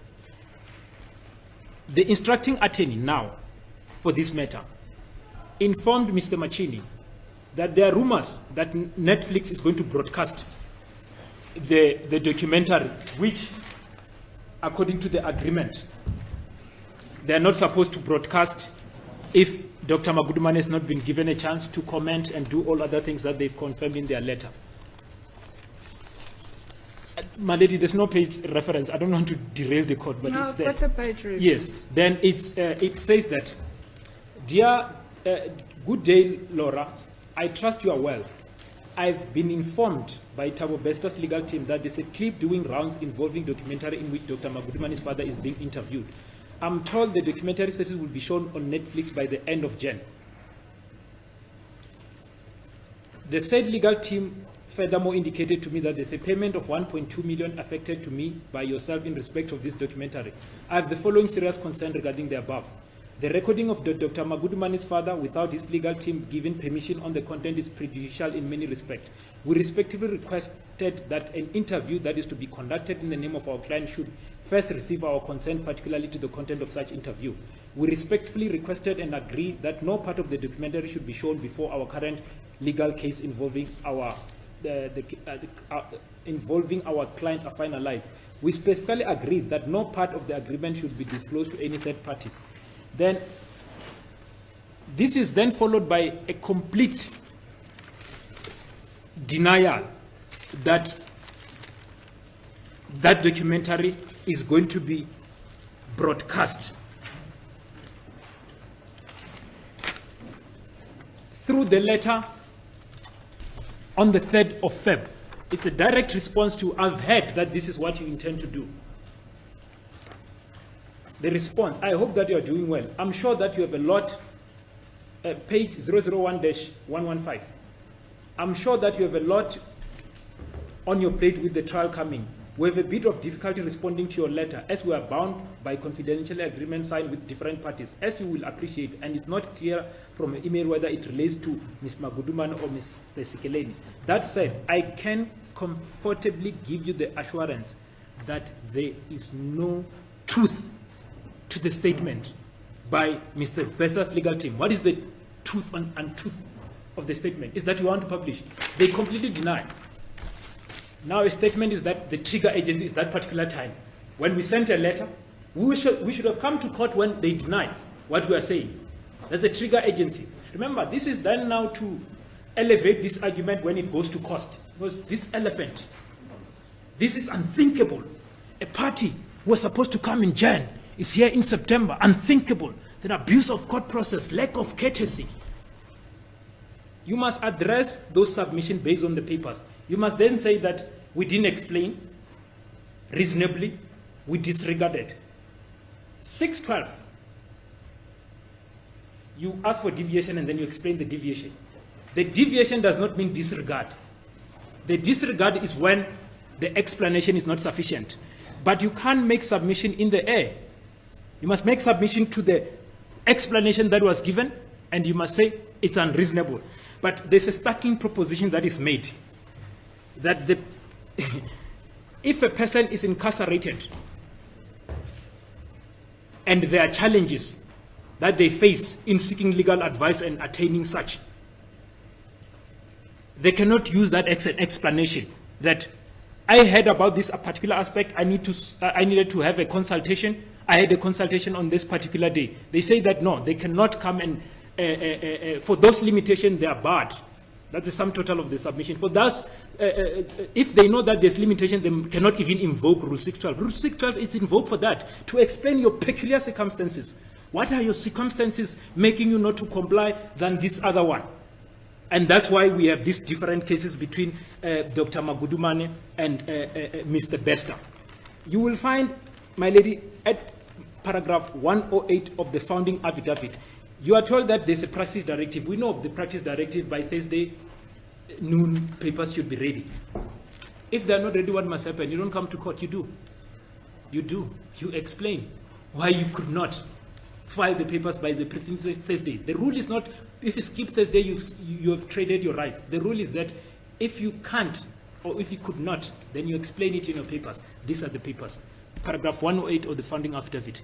That is explain why such practice directive was not complied with. And you will see that at 00142.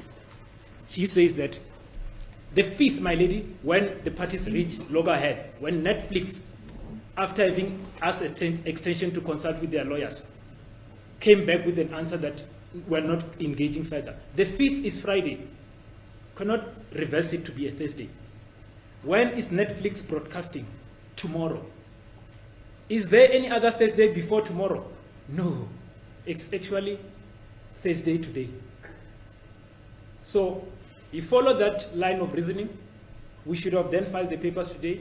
Netflix publishes, because we want to be bound slavishly to the rules or the directive. That argument, obviously, it lacked legal cogency. Then, the case law that we rely on, I won't read, it's Mokhala Kwena at paragraph 12 of the heads and Grace Venue. I've said in my main arguments, you look at the reasons why this matter was delayed and is prosecuted in this particular aspect. And then I said to this court, at every point, Dr. Magudumane, even from the consultation, not before she even lodged these papers, she kept them abreast.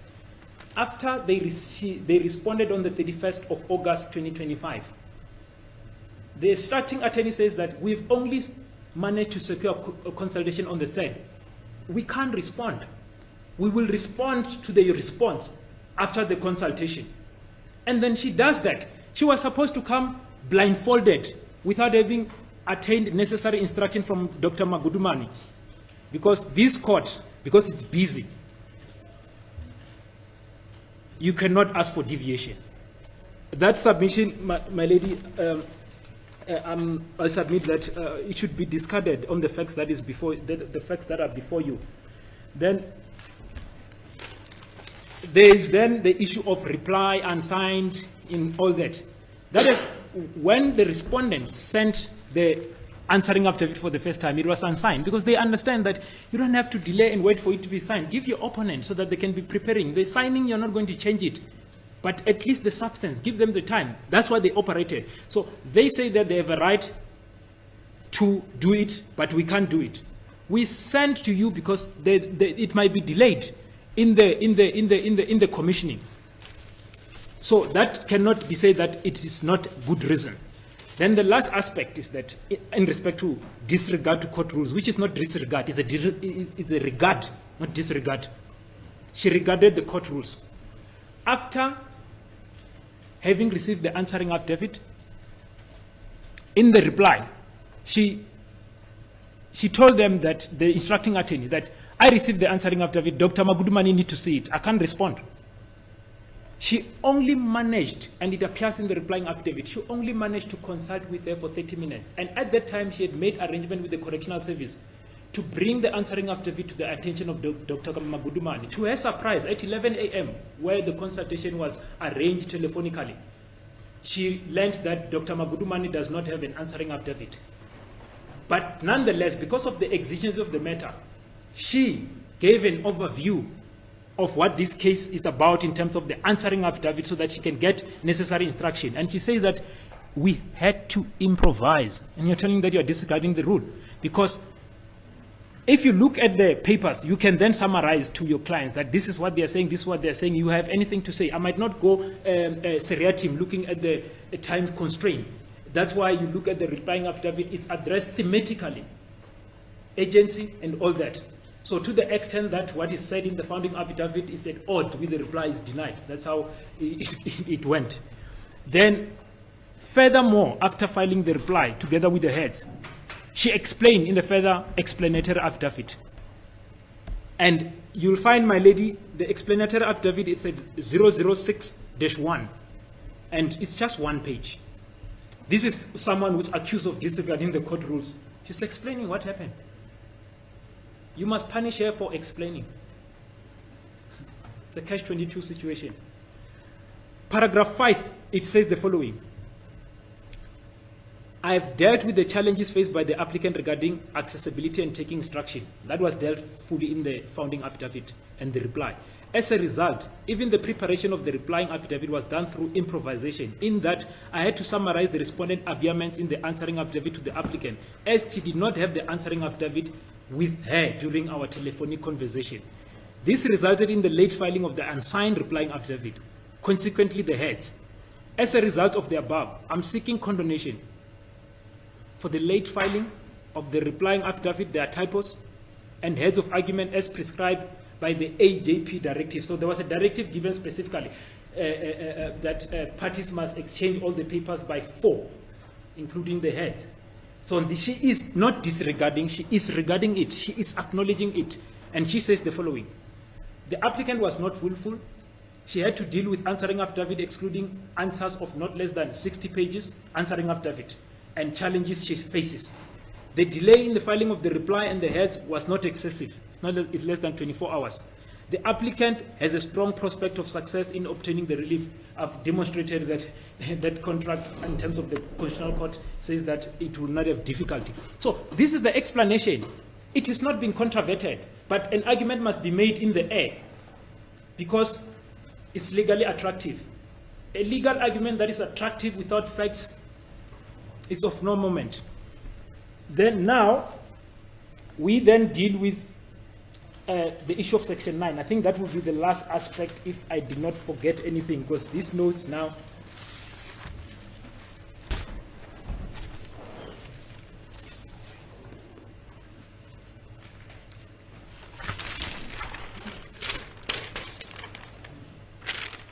So now, you look at this aspect of courtesy.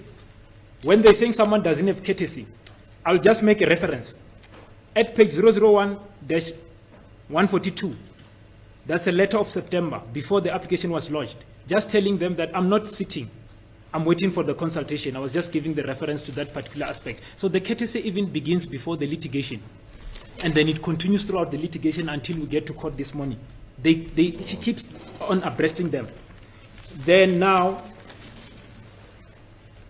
the final aspect, Section 9. You look at Section 9 with the engagement that we had, and my learned colleagues respond regarding Section 34. I'm failing to make sense out of it, but let me try. It's an attempt. You have a contract that says that you can approach the court. Because you are seen in court, therefore that contract does not exist. That's not how you must argue in court.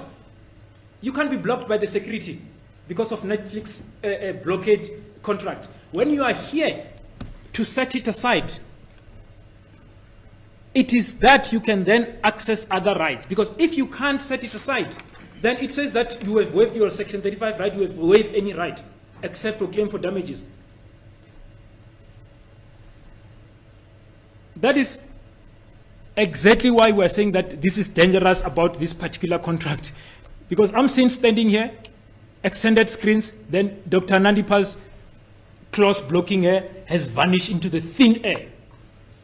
Because I'm in court. We're in court to then say that in Part B it must be set aside and there's a strong case. And then they told you that you don't go to court because you are blocked by the contract. But when they come to court, Section 16. That's malicious litigation. You change like Cape Town weather depending on what will fit the argument. Then I close by what I started with. Krikla. Justice Krikla. And there was no meaningful response to that particular aspect. My learned colleague has assisted. So that I won't read it, it has been read. Why am I ending with it?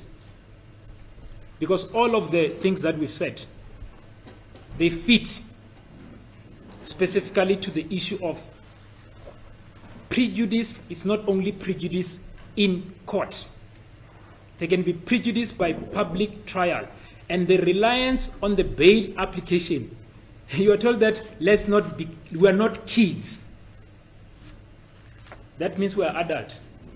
It's a legal principle. If you follow that principle,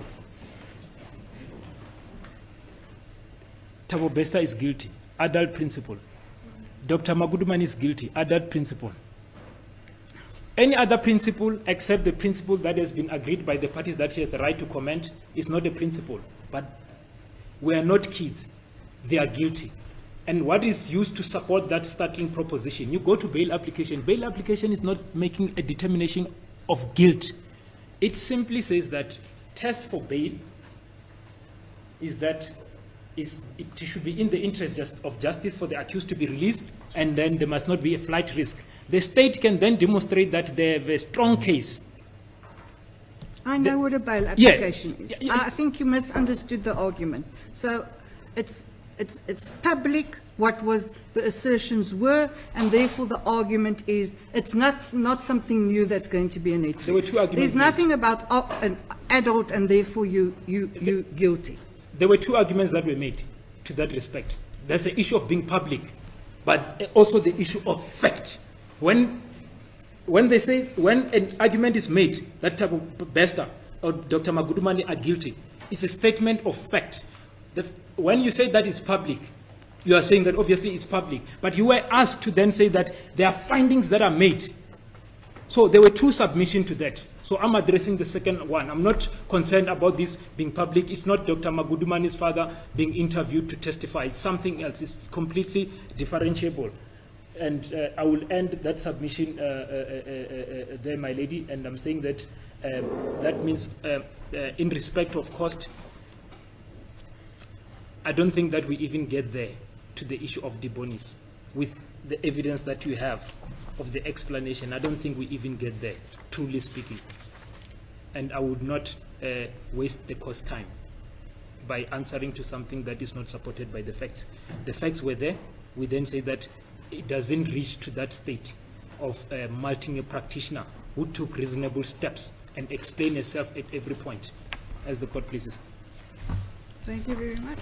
May I just find out when is this? I'm not asking you, I'm asking counsel. When does this flight, or when does it show? I'm told, but actually, let me ask before I give evidence.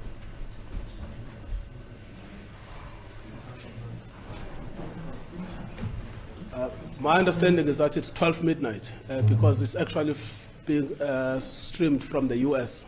So it's this midnight. So when they say it's on the 12th, they mean this midnight.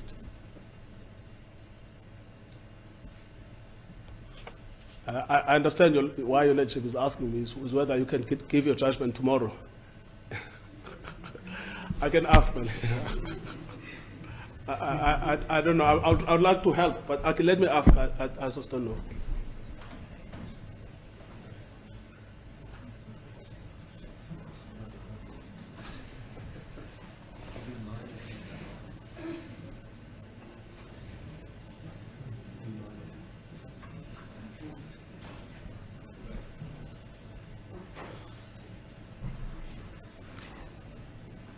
I can do it before midnight, but then I'm not going to do it in court. Then I'll upload it and email it. I'll ask it to be uploaded onto case lines and emailed to the attorneys. Yes, I wonder if I can't help, because it looks like it's a different time zone in the US, so which might give your ladyship a little bit more time.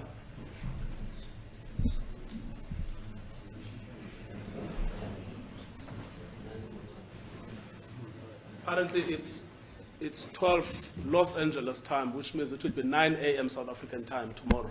Okay, I can give the judgment at 8:30. As you please. The judgment will be reserved. Counsel are excused from attendance, but the attorneys must please be here. Court will adjourn.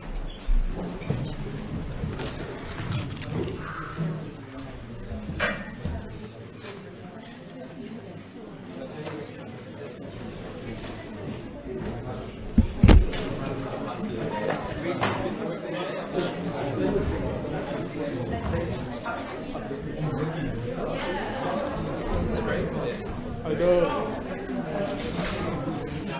They should actually pay.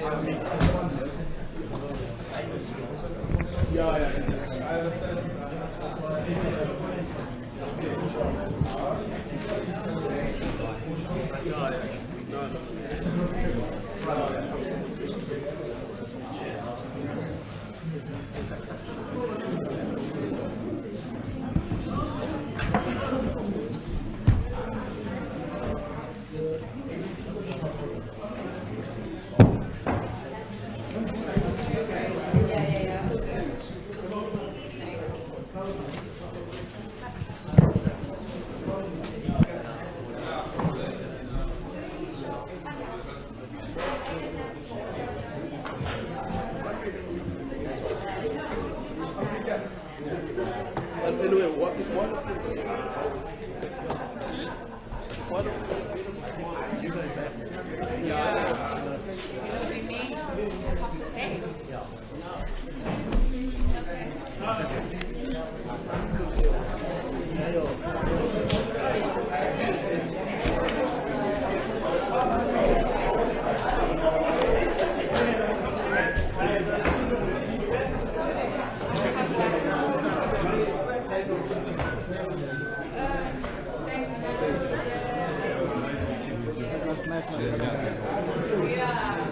Yes, man.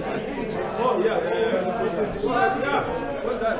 No, but you know what? We are looking at. Yeah, no. Last night I did not sleep. I was looking at the notification. No, but you just don't worry. Let this man carry the son. Carry the son, the father's spirit. I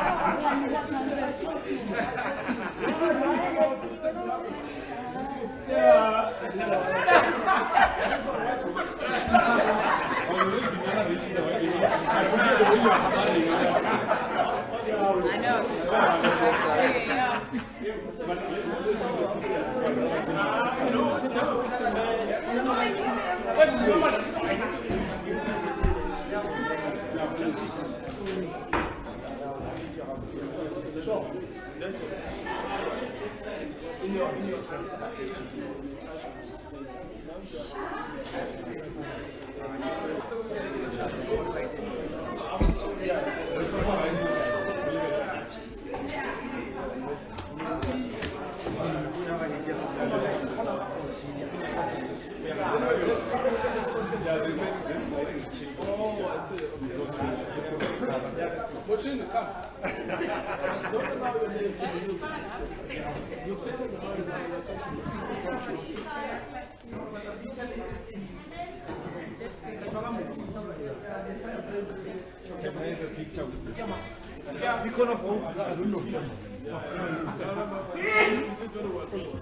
Lerato.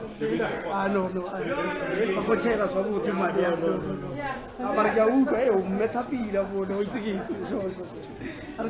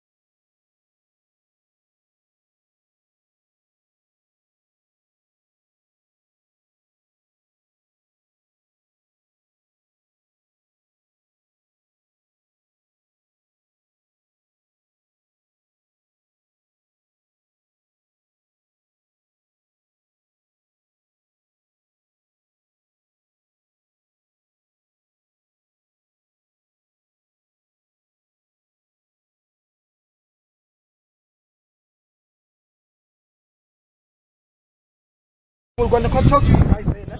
Yeah. Okay.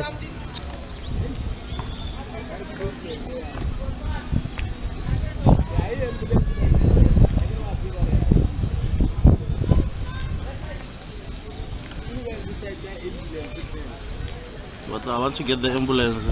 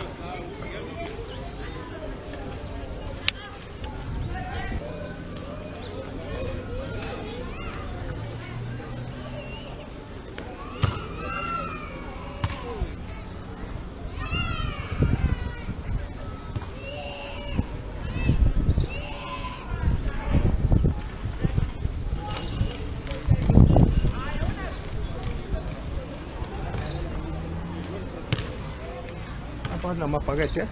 Aku.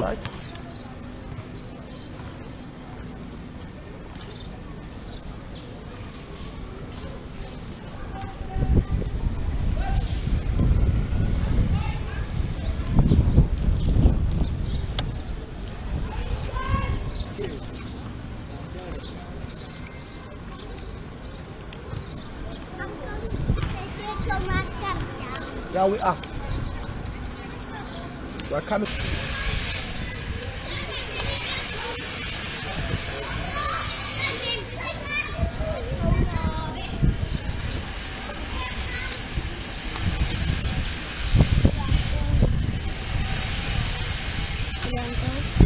Hello.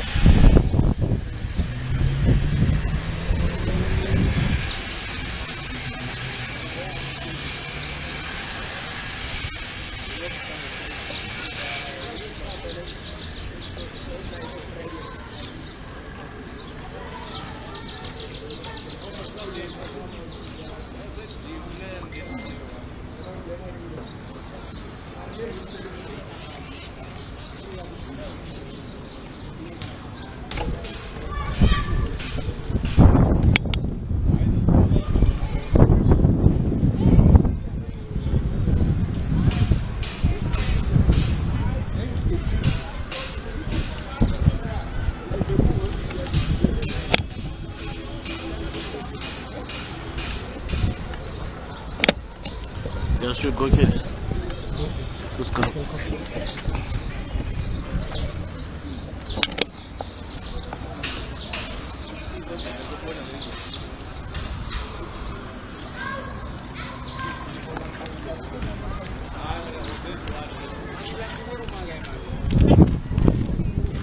Hello, hello, guys.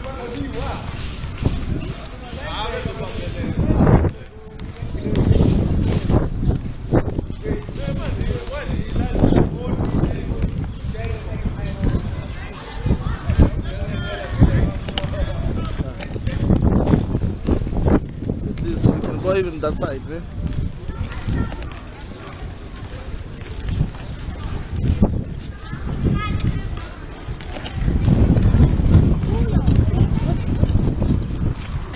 Hey, hello, Hi, hello. how are you? How are you? My sister wants to speak. Well, you wanna speak? Hi. Yes, yes. You gonna speak, ne? Yes. Yeah, let's go on the other side, ne? Where? Yeah, to get the, but we'll get the fire, the street. Let's go.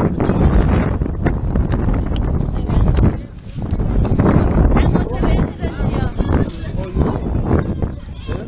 I'll show video, but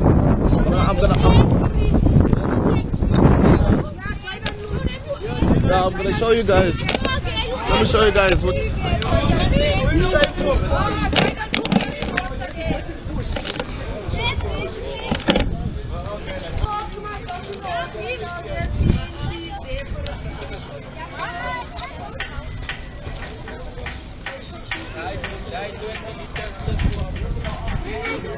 They're gonna make this thing. Thank you very much. What should tell Matala? Huh? Yeah, the same. Need order. Need order. Need order, man. Put it on. Put it on. That's what we need.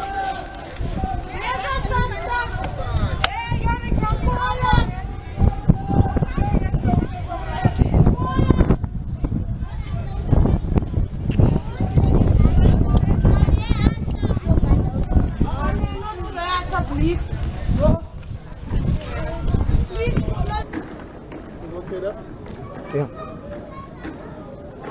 Well, the situation remains tense here in Westbury and surrounding areas as residents have again taken to the streets over the issue of water. This is another street here in Westbury on Decker Street, which is one of the busy streets that has now been closed to traffic due to the fact that residents have now taken to the streets. They've blockaded essentially this road, demanding an answer from officials about what is happening with the water situation. From what we've been able to gauge from these residents is that they haven't had water for quite a number of months. In fact, some of them alluding to the fact that it's been 8 years without a constant water supply. But they say for the past 3 weeks the situation has been bad because they haven't had water at all in these particular communities. So the protest now seemingly also spilling to other areas in and around this particular area. Of course, you recall that it started in Coronationville when we saw residents trying to blockade the main street leading, of course, to Johannesburg. And now we're seeing residents of Westbury also joining in these particular protests. As you can see, burning tires, there's rubble and rocks here on the streets. And this is a frustration that residents say they've been trying, to reach to authorities, saying that this is the last resort really to make their voices heard. But let me speak to one of the residents just to get a sense of how bad is the situation when it comes to water here in this particular community. I see that you also have now joined in as Westbury on this water protest. How bad is the situation? It's very bad. As you can see, we have no water for 2 weeks. The children cannot go to school. The people can't go to work. We have to protest for water. We need free water. This is Westbury. President, I'm addressing this message to you. We want our water back. We want our free water.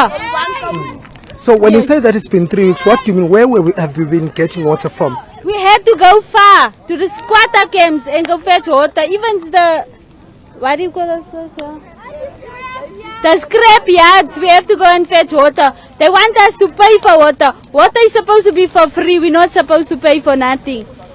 Yes, and we are angry and we are not causing any harm. We are doing this in a peaceful manner. President, we need our water. We cannot live without water. We will die of dehydration. Yes. Okay, well, let's try and speak to more community members just to get a sense from them. As well as to what do they want to see happen. My sister, what is it that you want to see happen now with this water situation? We don't want to be promised things. We always been promised it will be there, lights will be there, water will be there. Some nights we don't have water and we don't have lights at all.